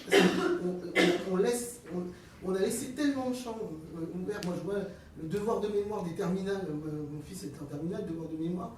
C'était tellement vide. Mais si on n'avait pas de discussion ensemble, parce que voilà, il a des parents enseignants, donc on pouvait discuter. Mais je me dis, mais qu'est-ce que tu peux retenir de ce devoir de mémoire? Mais qu'est-ce que ça veut dire exactement? Et quand je lui posais la question, mais qu'est-ce que tu comprends? Il me dit, ouais, moi je dois passer mon bac, alors... voilà, passe ton bac d'abord. On a des jeunes, oui, on va dire, oui, oui, parce que c'est compliqué pour eux, parce que toute l'histoire a été gommée. Alors nous, on était dans les dates, eux, ils ont été dans vite. Alors effectivement, c'est pas toujours facile. Je veux dire. Moi, je voulais vous dire que je suis d'accord avec absolument tout ce que vous avez dit. Et je voudrais juste rebondir sur une chose quand vous disiez que c'est difficile pour les enseignants français, ils se sentaient mal à l'aise avec la traite négrière. Moi, je fais quelque chose quand même. Enfin, j'essaye d'expliquer. Enfin, je disais aux élèves, je disais aux élèves, voilà, je vous préviens, je suis blanche, je suis bourgeoise, je suis éduquée, je suis le produit d'une société raciste. J'ai été élevée alors, ça dépend de leur âge. Hein. J'adapte. Mais avec les adultes maintenant que je forme à Aubervilliers, je leur dis je suis raciste parce que la société dans laquelle j'ai été construite est raciste. Structurellement, le racisme n'est pas une opinion. Le racisme, c'est juste un fait structurel. Et que moi, j'ai baigné dedans depuis toute petite. C'est des choses qui se déconstruisent, qui prennent du temps. C'est une vie pour déconstruire des stéréotypes, des préjugés. Okay, j'en suis parfaitement consciente. Et en fait, voilà, c'est de là d'où je parle. Moi, sur mes 45 tours que j'écoutais, je leur dis, hein, les 46 tours que j'avais, il y en avait un, c'était une petite fille noire qui trempait sa tête dans un bol de lait en espérant devenir blanche. C'est ça que je chantais quand j'étais petite. Et mes parents, qui étaient de gauche et qui évidemment ne se considéraient pas racistes, ne se posaient pas de questions. C'est ça la société dans laquelle je me suis construite. Comment voulez-vous que brusquement je puisse n'avoir aucun stéréotype? C'est du boulot. C'est du travail, ce que je veux dire, c'est du long terme, mais que maintenant avec l'école, on réfléchit, qu'on ait cette chance, qu'on s'en saisisse maintenant. Oui. Parce que si on laisse effectivement aller, alors... mais ce que je veux dire, c'est qu'il faut dire aux gens, après, une fois qu'on a dit, voilà, je parle de cet endroit-là, je sais où je suis, voilà, et on n'est pas au même endroit. Maintenant, on va essayer de communiquer en tant qu'être humain, parce qu'on est... Et les gosses, ce sont aussi les élèves. Et puis, il y a un contrat, il y a une confiance qui s'installe. Et là, et puis la couleur, n'a plus d'importance une fois qu'on a posé ça. Enfin, en tout cas, entre nous, dans le cadre de la classe, c'est ça que je voulais dire. Et donc, je n'ai jamais eu de problème avec mes élèves sur ces questions-là, parce que je pense qu'il faut avoir l'humilité de leur dire je sais très bien que je ne comprendrai pas, en fait. Et puis il y a Ce que toujours vous la vivez. race, en fait. Si je peux me permettre. Alors je voudrais rebondir sur ce que vous avez dit tout à l'heure. J'ai vécu 15 ans à l'étranger. Non seulement je ne me suis jamais senti comme un immigré, mais on ne m'avait jamais fait sentir que j'étais un immigré. Et ça a certainement à voir avec le fait que je suis européen, que je suis blanc de beaucoup. J'ai eu la chance pendant 2 ans d'aller travailler aux États-Unis, au sud des États-Unis. Si ma couleur de peau avait été différente, il est possible que j'aurais refusé le poste, compte tenu de l'ambiance qu'il y a au sud des États-Unis. Donc, effectivement, en tant qu'Européen, blanc, et je vais rejoindre Juliette, d'éducation, on va dire relativement bourgeois, enfin, c'est pas tout à fait mon cas, mais au moins d'éducation, du milieu dont je viens, oui, je mesure le privilège de ma situation, qui est énorme. Après, pour ce qui est de la préparation des enseignants, Juliette, ce que vous disiez, je suis tout à fait d'accord. Le problème, il est que c'est pas possible à faire pour tous les enseignants. Dans la position d'un professeur d'histoire, on va avoir à parler de ces choses-là. On peut effectivement poser les choses dès le début et régler les choses correctement. Dans la position d'un prof de sciences ou de mathématiques, a priori, c'est pas le genre de choses dont on va parler dans le cours. Donc il n'y a pas de raison de poser ces choses-là dès le début. Et au final, on se retrouve quand même, parce que les classes sont telles qu'elles sont, parce que la société est telle qu'elles sont, parce que les réseaux sociaux ont une importance aujourd'hui, dans le sens où les élèves ils pêchent des informations qui n'étaient pas accessibles à mon époque. À mon époque, il n'y avait que la télé, puis voilà, alors que là, c'est beaucoup plus incontrôlé que ça l'était à l'époque. Et ben, on se retrouve devant des situations qui nous explosent à la figure sans crier gare, et pour lesquelles on n'a que soi, sa propre expérience, pour pouvoir gérer ça du mieux qu'on peut, et c'est pas comme si on pouvait y réfléchir et y revenir le lendemain pour dire voilà, on fait la chose. C'est là, sur le moment qu'il faut réagir. Et il faut réagir vite parce que les élèves eux aussi réagissent vite. Et donc il y a un incendie à éteindre tout de suite. Et donc là, ça met une pression qui est énorme en fait. Et le problème, il est avant tout de soi gérer ses émotions, parce que pour gérer correctement les émotions des élèves, il faut gérer correctement ses propres émotions à soi. Ce qui pose un énorme problème. Du coup, comment gérer tout ça? Comment gérer cette situation? Quoi dire? Non seulement quoi dire, mais comment le dire? Par quels mots? Quels mots utiliser? Qu'est-ce qui va faire que le message passe aux élèves suffisamment fort pour qu'ils le comprennent, mais pas trop pour ne pas heurter les sensibilités de certains? Il y a tellement de choses à gérer que j'ai cette sensation que c'est presque une mission impossible. On est presque condamné à échouer et à se retrouver la tête dans le mur parce qu'on ne peut pas gérer. Parce que là, je pense qu'on demande à l'école et aux enseignants quelque chose qu'ils ne peuvent pas prendre en charge, en tout cas pas tout seul. C'est un réel problème de société. Et il y a un autre petit point sur lequel je dois revenir aussi. C'était un petit peu sous-jacent dans tout ce que vous avez dit, mais je trouve que du coup on a élargi le débat beaucoup plus. Moi, il y a une question qui me reste, à laquelle j'ai voulu la retourner dans tous les sens. Et je l'ai vraiment retourné dans tous les sens. Et j'arrive toujours pas à trouver de réponse. Je n'arrive pas à comprendre comment un mot peut heurter quelqu'un lorsque ce mot est utilisé, non pas dans son sens, non pas pour l'adresser à quelqu'un, mais pour en parler. Comment est-ce que lorsque je dis là, ce mot-là, non, ça c'est un problème. Comment ça, en quoi est-ce que là, quelqu'un peut être heurté par ça? Je comprends que si j'adresse ce mot à quelqu'un, il va être heurté. Je comprends que si je l'utilise dans le cadre d'une expression telle qu'on disait tout à l'heure, de dire un porc négrier, je suis d'accord que là, ça peut être parce que ça renvoie à une image.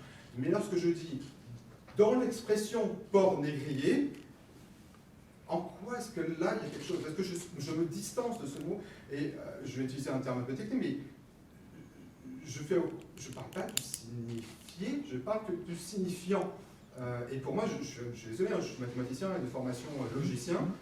Pour moi, ce ne sont que des symboles. Et ce n'est même pas des symboles parce que ça n'a pas de sens derrière. C'est des traces, des sons. Il n'y a que le sens que moi j'y mets dedans. Et du coup, je reste bloqué avec ça. Je suis désolé, hein, c'est mes œillères. Je reste bloqué, je n'arrive pas à comprendre. Parce que, voilà. Alors, il y avait tout à l'heure une demande de prise de parole, mais si les deux réponses... Il y avait madame. Oui, madame, mais si vous répondez directement... En fait, je pense que la grosse difficulté, c'est pas le fait de prendre de la distance par rapport au mot ou du signifiant signifié. Je pense que la plus grosse erreur qu'on a, en tout cas dans l'éducation nationale, c'est qu'on oublie parfois qu'on travaille avec de l'humain. Parce qu'on subit toujours quelque part l'historique de l'école. Donc cette dichotomie qu'il y a entre instruction et éducation. Sauf que notre société aujourd'hui, qui avant était un rempart imperméable, l'école était un rempart imperméable de la société, aujourd'hui c'est quasiment une passoire. Toutes les problématiques sociales se retrouvent dans l'établissement. Toujours quand nous, on est en éducation prioritaire, sincèrement, le plus souvent, on gère beaucoup des problématiques sociales. Donc quand on oublie parfois qu'on est dans de l'humain, c'est vrai qu'on n'a pas à rentrer dans la tête des élèves, mais on oublie, enfin, pas trop rentrer dans leur histoire non plus, il y a une dans l'affect professionnelle à avoir. Mais en fait, on travaille beaucoup avec de l'humain. On travaille aussi avec des sociétés qui ont été... on parle beaucoup de santé mentale en ce moment encore. Donc on travaille beaucoup avec des personnages, enfin un nouveau public où la santé mentale est très importante et très fragile aussi. Donc même si pour nous ce mot n'a aucune portée émotionnelle, pour eux il a une portée émotionnelle parce qu'il y a aussi derrière certains publics un contexte culturel, historique, familial qui est porté. Pour mon exemple tout simple, je viens de la Martinique aussi. Le mot nègre pour moi, il ne signifie rien. Il n'a aucune connotation négative tant qu'il n'est pas accolé à un autre mot péjoratif devant. Au contraire, ce qui a été très bien appelé par rapport à l'émergence littéraire de la négritude, l'utilisation du mot nègre est une fierté. Ce n'est pas une insulte pour moi, tant qu'il n'y a pas de mot péjoratif à côté. Maintenant, on a quand même des histoires qui sont compliquées. On a un passé colonialiste qui est compliqué aussi. Et dans certaines familles, toujours où peut-être ce travail d'histoire, de connaissance n'est pas mené, il y a toujours ce poids, finalement, que le mot en lui-même est négatif, est une insulte. Donc, parce que vous ne voyez pas les guillemets. Je comprends tout ce que vous dites là et ça fait sens pour moi, mais j'arrive pas à faire le lien. Mais pourquoi vous êtes obligé de faire le lien? Parce que c'est pas votre histoire. Moi, si vous utilisez ce mot, en fait, moi, j'ai aucune confiance quand vous utilisez ce mot. C'était pas avec tout le racisme que j'ai attendu toute ma vie. Mais parce que moi, pardon, j'ai plein d'amis qui sont juifs. Et moi, je sais que je ne comprends pas l'histoire d'être juif, de perdre ma famille dans le Shoah. Et quand les gens ils parlent de ça, de l'antisémitisme, je sais qu'il y a une limite pour moi de comprendre ça parce que ce n'est pas mon propre histoire. C'était pareil pour vous.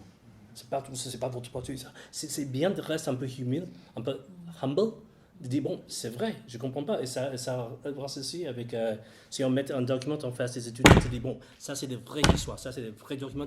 Moi, je suis complètement d'accord. C'est obligatoire de mettre ça en face des étudiants. C'est de comprendre, ça c'est des histoires. Les histoires, c'était compliqué, c'était noir, c'était dur. Et en même temps, quand j'ai mis ça en face des étudiantes, de comprendre, c'était sur les juifs, c'était des noirs, c'était des esclavages. Il y a une différence entre moi et vous. Déjà, je sais, quand vous rentrez dans le classroom, il y a pas mal de choses que les étudiants ils ont vues avant ça. Et quand ils regardent cette histoire, quand ils regardent ce document, d'être un peu humble et de comprendre il y a des choses que je ne comprends pas comme il va réagir. Et... Excusez-moi, il y a des prises de parole. Mais en même temps, c'est un peu dangereux de dire ça, me semble-t-il. Parce que ça voudrait dire qu'il y a quelque chose d'incommunicable dans nos expériences. Je suis complètement d'accord avec ça. Mais Moi, c'est je la ne littérature, pense pas. littérature, Je pense c'était que ça, c'est la je pense- poésie, voilà. c'est la musique, Voilà. c'est l'incompréhensible de la Exactement. humaine. Mais pas seulement. Mais l'autre. Alors, moi, je suis un savant.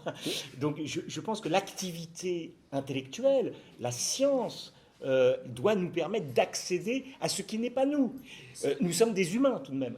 Et si nous ne faisons pas ce travail, nous sommes perdus et renvoyés à de l'insingularité incommunicable. Moi, C'est ça le danger. Moi, je dis l'inverse. Quand je Alors, en même regarde temps- la complicité de votre Ah, d'accord, humanité, ok. je trouve mon humanité en même temps. D'accord. Parce que j'ai dit, ah oui, mais moi, je suis hyper compliqué. Et je ne comprends pas pourquoi j'ai fait pas mal de choses. Et je regarde toi, je dis, ah oui, vous êtes compliqué aussi. Et je ne comprends pas votre histoire parce que j'ai plein de regards de votre Mais vous humanité. pouvez la comprendre. Oh non, pas du tout. Non, il y a Non, mais une limite. vous devez. Mais tu Vous comprends pas ma devez. vie. J'ai compris ce qu'il veut dire en fait. Ah bon. En fait, même s'il respecte, je utilise le mot respect, même s'il respecte l'histoire, même s'il entend les mécanismes, etc., il ne pourra jamais se mettre à la place de et porter cette histoire. Et tout ce que ça, tout ce qui en découle. Voilà. Et c'est une façon de respect. Parce que je sais, vous êtes humain. Et si je crois, on est un peu pareil. Mais c'est pour moi que j'ai dit ça. Parce que maintenant, vous êtes. Et c'est un parti aussi qu'on a dit, on a les mêmes histoires. Pas du tout. On a les mêmes histoires, c'est comme vous avez dit. Ah oui. Mais on n'a pas les mêmes perspectives avec cette histoire. On a les États-Unis, par exemple, il y a un très bon essai de Susan Sontag, elle dit pourquoi on a un musée de Shoah avant on a un musée d'esclavage? Parce qu'on n'a pas la même histoire. On a la même histoire, mais on n'a pas la même perspective de ça. Et on est très content de rester, mettre ça en face de nous, de dire bon, ça c'est quelque chose de horrible, et laisse le reste là. Ouais, pardon. Ah non, je veux juste rajouter une phrase, c'est quand bien même on ne comprendrait pas et quand bien même on a envie que ce soit logique, il faut qu'on choisisse nos batailles dans nos classes, et c'est contre-productif. Braquer un élève là-dessus, tu le perds pour l'année, donc moi personnellement, je n'ai pas besoin de ça. Enfin, je n'ai pas besoin de prendre ce risque. Il y a tellement de batailles à mener dans la classe, je ne vais pas en faire une question de principe et continuer à utiliser des termes parce que je trouve que le signifiant et le signifié et machin, je laisse tomber. Et j'avance. Voilà. C'est comme ça. Alors, il y a beaucoup de demandes de prise de parole. Madame était la première à demander. Non, devant toi, Stéphanie. Après, il y avait Madame là-bas, après Patrice et après toi, Stéphanie. C'est dans Oui, puisqu'on parle des mots, du sens des mots, je voudrais savoir et comprendre la validité ou le sens du mot racialisé. Parce que pour moi, être antiraciste, c'est être anti l'idée qu'il y a des races. Oui, racisé. Et du coup, dire que quelqu'un est racisé, ça va. Ouais. C'est un mot qui s'emploie maintenant, mais je ne sais pas si on a le droit de l'employer. Je ne peux pas vous dire. C'est une question de droit. Donc je l'ai fait, je m'en excuse, ça a choqué quelqu'un. Je trouve qu'on le voit de plus en plus. C'est du côté woke, en fait, du côté woke. Non, mais alors là, je le prends absolument pas personnellement. Mais je n'ai pas de réponse à cette question, je peux l'enlever de mon répertoire si vous voulez. Alors, la dame qui demande, c'est précisément pour répondre à cette question de racisé. Allez-y. Il me semble qu'en fait, c'est utilisé maintenant parce que ça a été approprié par des personnes racisées. En fait, si on déplace un petit peu par rapport à la question de la couleur, c'est comme si on vous parlait du genre, tous les termes LGBT qui sont aussi pris par les personnes. Et en fait, c'est juste une manière de dénoncer la société raciste. Le fait de dire racisé, c'est une manière d'arrêter de croire que l'universalisme marche. Et donc, par exemple, on va dire les féministes racisées, c'est une manière de dire, en fait, quand on est féministe, quand on est femme et racisée, on subit une double oppression. Et en fait, c'est pour ça que ce mot-là, il me semble, même on parle. Voilà. J'ouvre le débat, mais en tout cas, moi, c'est vraiment comme ça que je me suis appropriée. Et c'est pour ça que je les utilise, parce que précisément, moi aussi, j'ai conscience d'où je parle et que l'utiliser, c'est dire, je sais que cette oppression-là, moi, je ne l'ai pas subie. Voilà. Je ne suis pas experte. Merci. Mon fils, on est allé habiter pendant 7 ans à New York, aux États-Unis. Mon fils, donc il est blanc, il a fait 7 ans dans le système scolaire, il fait de la musique, donc il fait beaucoup de rap. Et dans son école, il y avait 3% de blancs. Et donc il écoute tout le temps du rap à la maison pendant 7 ans, il joue de la musique. Et dans tous les textes, ils disent le N-word. Il écoute les débats donc, des rappeurs où il y en a un blanc qui n'utilise pas, le noir qui l'utilise. Pendant 7 ans, j'ai baigné là-dedans, lui qui l'utilise pas alors que tout le monde à l'école le dit. Et je reviens ici, et dans cette école, il y a ce problème. Et j'étais là.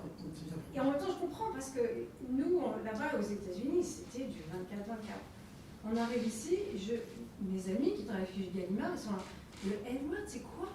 Et je suis là. Mais oui, on ne peut pas, on n'est pas aux États-Unis. C'est tellement compliqué, c'est tellement 2 pays différents, c'est tellement. Et donc, j'ai 7 ans aux États-Unis, j'arrive ici et j'ai compris en fait la différence entre ces 2 pays. Et l'histoire en fait, on ne peut pas comparer. Et après, on est derrière des êtres humains et il faut respecter. En fait, quand on blesse les gens, on ne peut plus le faire. Oui. Mais les erreurs sont possibles et c'est pour ça que j'ai pas compris la violence de tout ce qui s'est passé. Alors, on va essayer de garder l'ordre des demandes de prise de parole. Patrice, tu voulais ajouter quelque chose tout à l'heure? Oui, alors, du coup, c'est un petit peu décalé, mais c'est pas grave. Ce que je voulais ajouter, c'est que, au-delà de la réaction qui peut être suscitée par sa propre vie, sa propre situation, il y a quand même le monde moderne est quand même assez amène les gens à être hyper réactifs, hyper. Enfin, voilà, je trouve que c'est devenu un mode de comportement et d'action. Et que peut-être qu'avant, la situation aurait pris plus de temps ou aurait été décomposée. Les classes, c'est parti comme une poudre. Et avec, du coup, c'est l'effet corollaire, c'est que, du coup, parce que c'est urgent, c'est rapide, etc., ça rend la chose plus grave. Et du coup, après, les paroles sont plus compliquées à poser. C'était un petit peu en... Parce que de ce sujet-là, je le vois au quotidien personnellement, je me déplace dans la rue, des rapports d'âge, des rapports de genre. Donc je trouve que c'est d'autant plus compliqué que l'hyperréactivité nous laisse peu de temps. Enfin voilà, je trouve ça un peu... Et c'est pour ça que dans certains conflits, nous, au collège, en fait, on explique aux élèves qu'on a bien entendu et qu'on ne peut pas prendre une décision tout de suite parce que la rapidité et l'ultra-rapidité fait qu'on va peut-être agir, c'est pas une bonne action. C'est-à-dire qu'on a entendu, on va prendre le temps et vraiment, on va prendre le temps d'entendre, d'écouter et tout ça, et leur dire, même parfois quand j'étais prof, quand il y a des choses que je ne sais pas, j'ai pas la science infuse, je leur dis je ne sais pas. Et pas manquer de faiblesse que de dire ah ben ça je ne vais pas penser. J'ai enseigné aussi à Saint-Jean-de-Passy dans le 16e arrondissement. Il y a des élèves qui m'ont raconté des choses, et moi je viens de banlieue, donc la jolie, et ils me racontent des choses, moi j'étais perdu. Je me dis, qu'on va être de Saint-Cyr, je ne connais même pas. Et en fait, moi je leur dis, mais franchement je ne sais pas de quoi vous parlez. Et du coup, c'est aller chercher l'information et dire aux élèves, comme eux on leur demande de faire, pourquoi nous, enseignants, on peut le faire. Bien sûr. Je ne sais pas. Je réfléchis à ce que vous me dites, toujours réfléchir avant d'agir, n'est-ce pas? Et ensuite, je cherche l'information et je reviendrai vers vous, mais rapidement. N'oublie pas, mais je dois réfléchir parce que je ne sais pas, j'ai peur de dire une bêtise parfois. La réaction très rapide, c'est le... Pardon. C'est juste, c'est ce qu'on disait tout à l'heure, ça veut dire qu'en fait on réagit dans l'émotion. Et c'est ça le problème. Oui, mais au-delà, aussi. Au-delà de l'émotion, c'est qu'il y a une espèce de modalité qui est plus permanente, c'est l'hyperréactivité. Et comme s'il fallait surjouer, il y a parfois des situations où on a l'impression que ça permet de surjouer la situation pour la rendre encore plus crédible. Je mets ça comme une difficulté supplémentaire. Enfin, en tout cas, moi, personnellement, Peut-être, Dina, tu pourrais... je ne sais pas si tu peux dire quelques mots, mais dans les documents que tu m'avais envoyés sur la manière dont les campus essayent de prévenir ce genre de difficultés, c'est rendre les enseignants très sensibles à toutes les questions de diversité en général et d'inclusion, pas seulement la diversité de couleurs, mais il peut y avoir les questions de genre, les questions de culture, de religion, enfin tous ces sujets qui sont susceptibles de déclencher des incendies dans une pinède.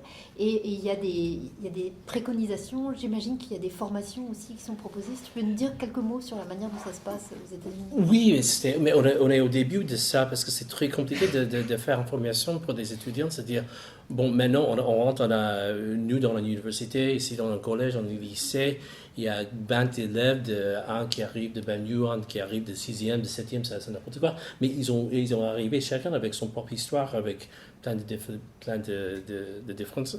Et comment faire une formation pour comprendre comment on peut vivre ensemble et comment on peut faire des études ensemble, comment on peut parler des choses très compliquées parce qu'on met plein de choses en face des étudiants et on met plein de choses, et c'est pour les enseignants aussi, c'est très compliqué. Et chaque fois qu'on met des choses, on n'a jamais fait quelque chose. Il y a une façon de parler de ça et on peut enseigner ça aussi en même temps. On regarde les choses très compliquées, on prend un peu de temps de réfléchir, de comprendre. Peut-être si on lit quelque chose sur le Shoah, ça va être un peu dur pour quelqu'un à côté de moi parce qu'ils ont une autre histoire. Et si j'ai lu quelque chose avec le génocide et le femicide, c'est un peu compliqué pour eux.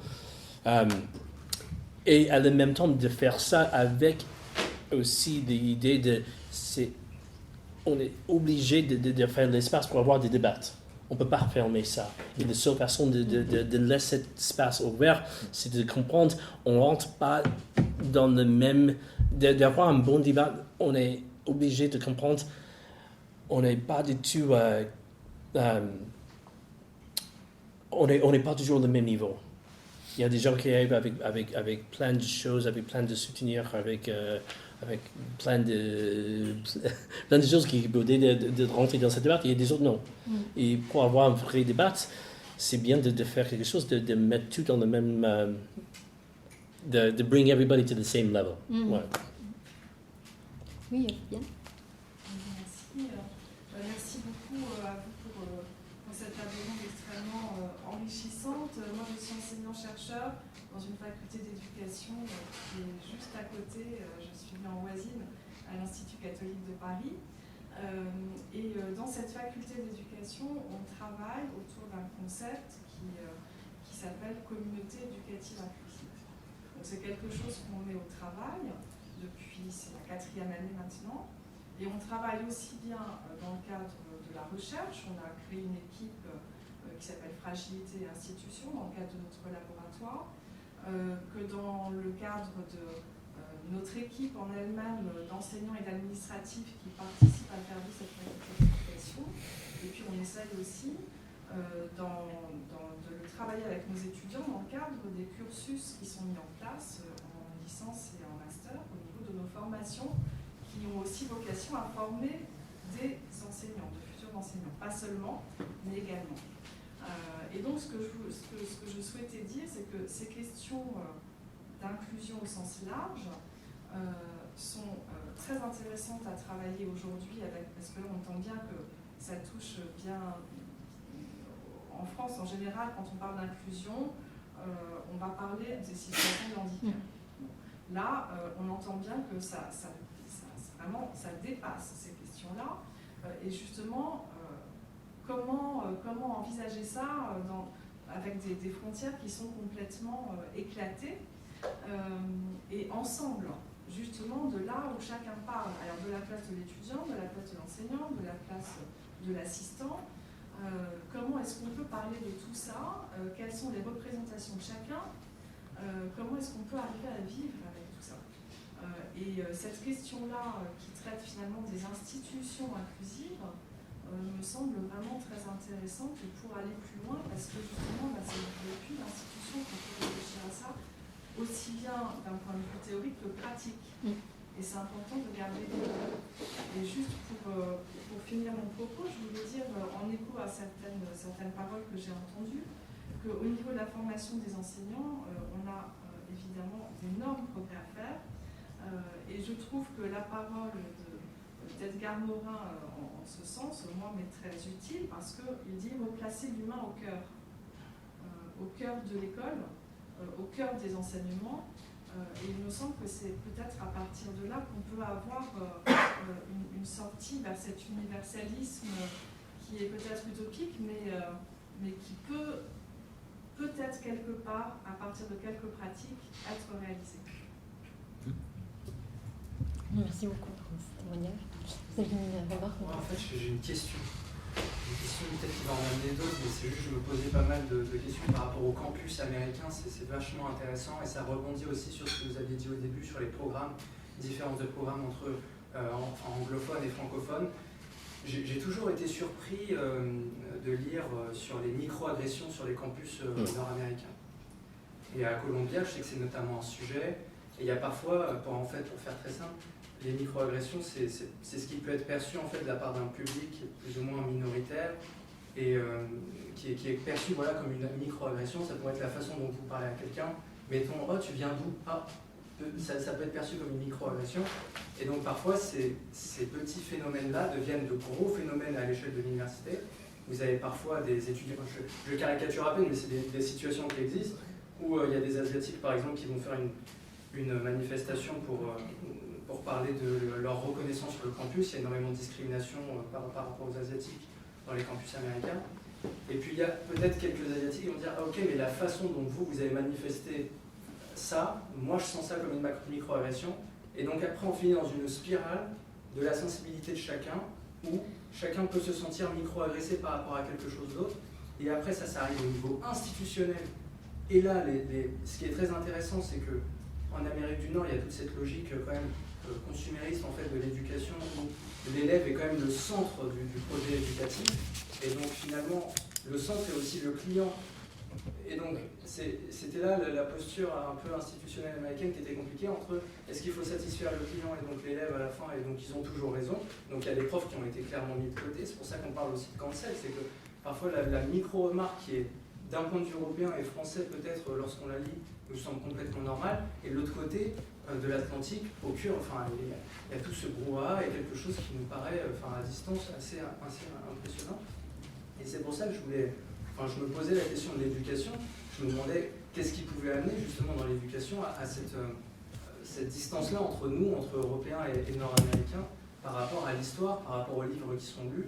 Je crois que d'ailleurs c'est à Columbia, il y a pas mal de trigger warning sur Montaigne, sur ce genre d'auteurs qui pour nous semblent, on n'a pas l'impression qu'on en ait besoin. Je me questionnais du pourquoi, du comment tout ça en fait émerge en fait au sein des campus américains.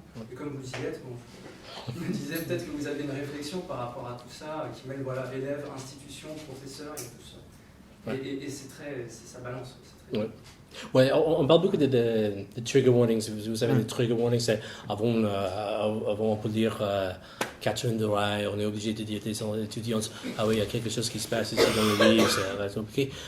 Mais en même temps, chaque fois quand je vois un film avec mes enfants, on sait avant, c'était un peu de violence, il y a un peu de nudité, et je sais, il y a quelque chose qui va se passer dans le film. Et je ne comprends pas pourquoi on est très de trigger warnings. Et c'est un peu pareil avec les microaggressions. Bon, c'est sûr, il y a des choses qui sont un peu extrêmes. Des gens qui disent, bon, mais j'étais dans des classrooms, il y a quelqu'un qui a regardé moi avec des yeux comme ça, je ne peux pas rester dans ça. C'est sûr, c'est l'extrême. On part toujours de l'extrême. Mais avec les microaggressions, avant il y a des microaggressions, il y a combien d'années des étudiants, ils restent dans des classrooms, ils ont dit absolument rien. Avec le fac, avec les étudiants qui disent, ah oui, mais on va oublier les nègres, on va oublier ça. Qui ont grandi avec ça. Et maintenant, on parle de la microaggression parce qu'il y a combien de pourcentage? C'est pas très grand.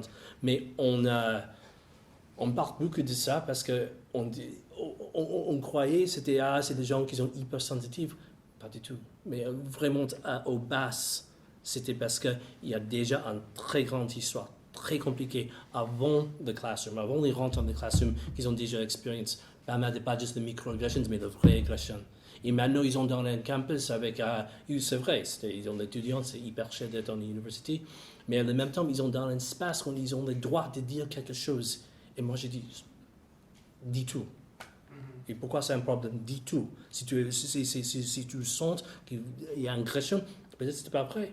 Mais tu as le droit de dire ça. Parce qu'avant, peut-être, tu n'as jamais cru que tu as le droit de dire ça. Et peut-être pour toute sa vie, tu as croyé que tu as le droit de dire ça. De dire, bon, maintenant je suis dans un classroom mais je ne sens pas très bien. Bon, ça va, on parle. Je vous ai dit, on parle. On rentre dans ça. Mais de dire, ah non, les microaggressions, les trigger warnings, c'est un peu extrême. On commence à construire un débat entre nous et eux. On dit, ah oui, c'est des gens, ils sont hypersensitifs, ils ne peuvent pas... On laisse le wokisme des jeunes de 20 ans, c'est pas les millennials, ils sont hypersensitifs. Et moi, je crois non. Je crois aussi il y a des étudiants qui ont envie un monde un peu plus sensitif. Ils ont envie de dire aussi, oui, je suis d'accord avec ça, ils ont envie de dire. Alors, je vais encore parler de mon expérience, mais moi j'ai fait russe à la Sorbonne. On était 40 en 89. Et quand je suis entré dans cette classe, j'étais la seule noire. Et le professeur s'est dirigé vers moi, alors que, en plus, j'habitais en banlieue, j'arrivais à Paris. Il vient vers moi et me dit mais pourquoi vous faites russe? et moi j'ai fait russe depuis la 6e, parce que de là où je viens, personne ne m'a jamais demandé pourquoi je faisais russe, parce que j'aimais cette langue, parce que la prof était très sympa, les profs étaient bien, et là elle m'a dit mais pourquoi vous faites russe? Mais je comprends pas. Et puis moi je suis resté avec cette question, j'ai pas su quoi dire, et ça m'a marqué, et j'étais profondément, vous voyez, et maintenant je me dis, si je retournais à cette classe avec ce que j'ai comme bagage et ce qu'on nous dit maintenant, parce que j'ai le droit de le dire, je lui aurais dit mais pourquoi vous me posez cette question? Mais j'ai pas pu lui dire pourquoi vous me posez cette question. Mais derrière ce qu'elle disait, pourquoi vous dites, on est 40, pourquoi tu demandes pas aux autres, pourquoi tu viens à moi? C'est que tu m'as déjà repéré comme il y a un problème avec toi. Mais non, mais peut-être qu'elle voulait juste savoir, comme je me disais, peut-être de l'autre côté, elle voulait juste dire c'est intéressant. Mais moi, je voulais pas savoir, je voulais juste pourquoi moi? On est 40. Ne parle pas à moi. Il y a Erin qui voulait réagir. Je peux répondre juste une minute à Trigger Warnings. Yeah. C'est très important de comprendre. Ok, je vais mélanger l'anglais pour le français peut-être parce que c'est un thème. Go ahead. Trigger Warning. On dit Trigger Warning d'une manière un peu sarcastique récemment. On dit oh, les gens sont trop sensibles, ils ne veulent pas écouter. Trigger, c'est vraiment un phénomène pour les gens qui ont subi quelque chose de traumatique. Vraiment dans la vie. Alors, si déjà on peut se préparer, on peut se dire ah, ok, c'est mon truc qui me fait mal, qui va venir, je peux me planter, je peux me préparer un moment, on a une manière de le gérer. C'est tout, c'est juste ça. C'est juste que pour les gens qui ont subi quelque chose de violent, ils ne sont pas surpris avec ça. C'est vraiment tout. Les gens croient que trigger warning, ça veut dire qu'on ne peut pas parler des choses. Non, pas du tout. C'est qu'on peut donner les gens pour lesquels ça va faire mal un moment de préparation. Alors, ce débat sur trigger warning, je ne comprends pas du tout. Parce que, est-ce qu'on veut blesser encore les gens qui étaient déjà blessés? Ben non. C'est ça la question, c'est que moi personnellement, en tant qu'étudiant d'ici, quand je lisais ces textes-là, je voyais ni l'offense, ni quoi que ce soit de particulièrement choquant. Ouais, et en fait, c'est pour ça que je me demande pourquoi on a besoin justement de préparer quelqu'un à la lecture de ce type de texte, sachant qu'on est dans une classe pour étudier l'histoire ou la littérature. Mais ça dépend de ce que tu as vécu. Comment? Ça dépend de ce que chaque personne a vécu. Je ne veux pas trop rentrer dans mon histoire. On va boire un verre après, tu pourras raconter. Moi, par exemple, j'ai vécu du violence horrible dans ma vie. Horrible. Alors, ok, je ne savais pas ça. Mais alors, si je suis en cours et je sais que je dois lire un texte, je fais un cours de droit, on va lire un texte où on va parler d'une violence et disons, je suis étudiante, je sais que ça va me faire des problèmes. Si je peux me préparer une minute, ah, ok, on va parler de quelque chose qui va me faire mal là. Ok, on va. Ça peut être la différence entre si je peux finir cette classe. Ça peut être, je suis certainement re-traumatisé ou flashback, quelque chose que je ne peux pas aller à mon boulot qui paie mes frais de scolarité. Tu sais, pour les gens qui ont vécu quelque chose, ce moment de préparation, ça peut être la différence entre je peux finir la journée, je ne peux pas finir la journée. S'il vous plaît, sur la question de l'instruction, en tant que chercheuse, donc enseignante, mais aussi maman, comment je fais pour instruire au sujet d'un mot, d'un concept ou d'une expression que je ne peux pas employer parce que c'est pas sûr que je le comprenne correctement ou qu'il ne faut pas l'employer. Il y a des contextes assez serrés comme ceux d'une classe d'école ou de la famille où je ne vois pas comment je peux, je vois pas la logique de l'inverse, comment je peux ne pas employer un mot que je dois définir ou expliquer.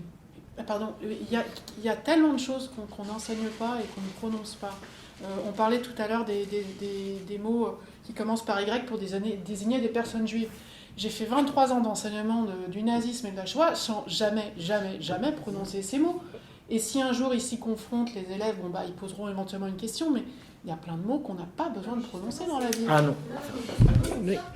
S'ils apparaissent dans un document, oui. Mais oui. En l'occurrence, je ne vais pas choisir ce document. Je vais pour la faire de Mais pourquoi pas Je veux dire, tu ne peux pas comprendre, tu ne peux pas parler de l'histoire de l'antisémitisme sans prononcer les mots youtre et youpin. Bien sûr que si. Mais non. Enfin, c'est des éléments absolument indispensables.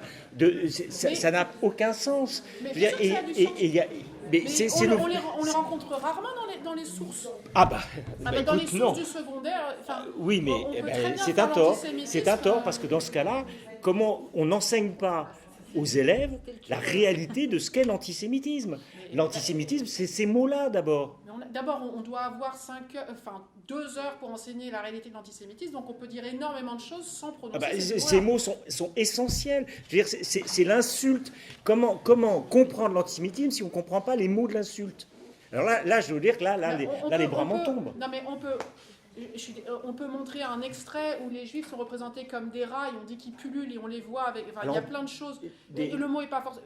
Peut-être qu'il est prononcé, mais je ne vais pas le reprendre à mot. Parce que c'est moins choquant de montrer les horribles caricatures du musée des horreurs antisémites qu'à la fin la du 19e. définition d'un mot, comment on fait pour éviter un mot? Il y a plein de choses qu'on peut faire. Moi, en fait, c'est juste que ça m'a même jamais traversé l'esprit de les utiliser. Je pense que c'est une erreur. Après, il y a les côtés de l'utilisation dans l'enseignement, des côtés s'il émerge, c'est 2 écoles. S'il émerge, on l'explique, évidemment. Je pense que c'est ce que disait. Il y avait la dame derrière vous qui demandait la parole avant. C'est parce qu'en fait, je pense qu'on peut essayer de rejoindre la question sur les micro-agressions, les triggers et les mots qu'on peut prononcer. C'est qu'en fait, tout dépend à la place de qui on se place. Et il me semble que c'est important, j'entends tout à fait votre point de vue sur le fait que c'est important de les dire, mais il est surtout important, je pense, de laisser la place aux gens qui ont subi des choses. Et si on parle là des États-Unis, il me semble, pour parler dans le 18e aussi, donc je parle sous le contrôle de mes 2 collègues, qu'on est quand même plus qu'ultra-majoritairement blanc pour un public plus qu'ultra-majoritairement noir. Et que ça, en fait, dans les études supérieures, pour l'instant, en France, on fait des progrès, on n'est absolument pas au niveau des États-Unis. Et en fait, voilà, pour moi, je suis peut-être pas très claire, mais c'est un vrai... il y a un vrai lien, en fait. Les triggers, on doit juste, selon moi, se dire que s'il y a micro-agression, si quelqu'un le reconnaît, on va juste l'entendre et on n'a pas à chercher à comprendre pourquoi c'est une agression et ça rebondit, comme vous disiez, monsieur, sur le punition et signifié à partir du moment où ça a été nommé comme agressif, ça doit être reconnu comme tel. Et il me semble que c'est un petit peu la même chose pour les mots qu'on ne va pas dire. Si quelqu'un le reconnaît comme tel, il faut aussi se l'approprier parce que les pouvoirs et l'institution et l'éducation, c'est encore le pouvoir, il est encore détenu par des gens majoritaires, en fait, par des hommes blancs. Et donc on avance, mais je pense que c'est par le langage qu'on pourra avancer dans la table. Juste une phrase pour dire, c'est que si j'utilise ce mot youtre ou youpa en classe, je le retrouve dans la cour de récréation. Et au lieu de ça juif, j'entends ça youtre. Voilà, c'est ça qui... oui, non, mais bon. c'est ni pire ni mieux. Je veux dire, le problème, c'est ça le juif. Non, mais... que tu utilises youtre, youpin, juif, je veux dire, le problème, c'est le racisme. C'est pas le mot. Donc moi je pense que c'est dissimuler à des élèves auxquels on transmet des connaissances ce qu'est un mal social qu'il faut combattre qui s'appelle l'antisémitisme et qui a utilisé ces armes-là. Pourquoi dissimuler ces armes-là? Je fais des choix pédagogiques. Tu fais des choix pédagogiques. Non, tu ne fais pas des choix pédagogiques, tu caches une réalité. Mais je ne peux pas tout enseigner. Non, mais c'est pas un petit détail. C'est un vocabulaire particulier fondamental. Je veux dire, les antisémites, justement parce que ces mots sont horribles, les utilisaient. Pourquoi ne pas utiliser ce mot? Évidemment. Dire que les nazis les traitent de cafards me paraît plus intéressant aux élèves, pour les élèves de savoir, que d'utiliser un mot qui n'existe pas pour eux. Enfin, c'est quand même plus clair.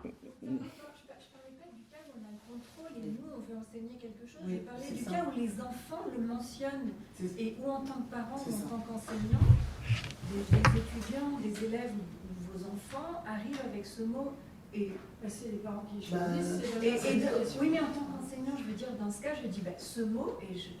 J'essaye de ne pas le prononcer. Je peux très bien dire ce mot, je vous le prononce. Je ne vais pas le répéter. Les enfants, quand ils sont petits, quand ils sont à l'école, quand ils arrivent à l'école, ils aiment bien le mot caca-boudin.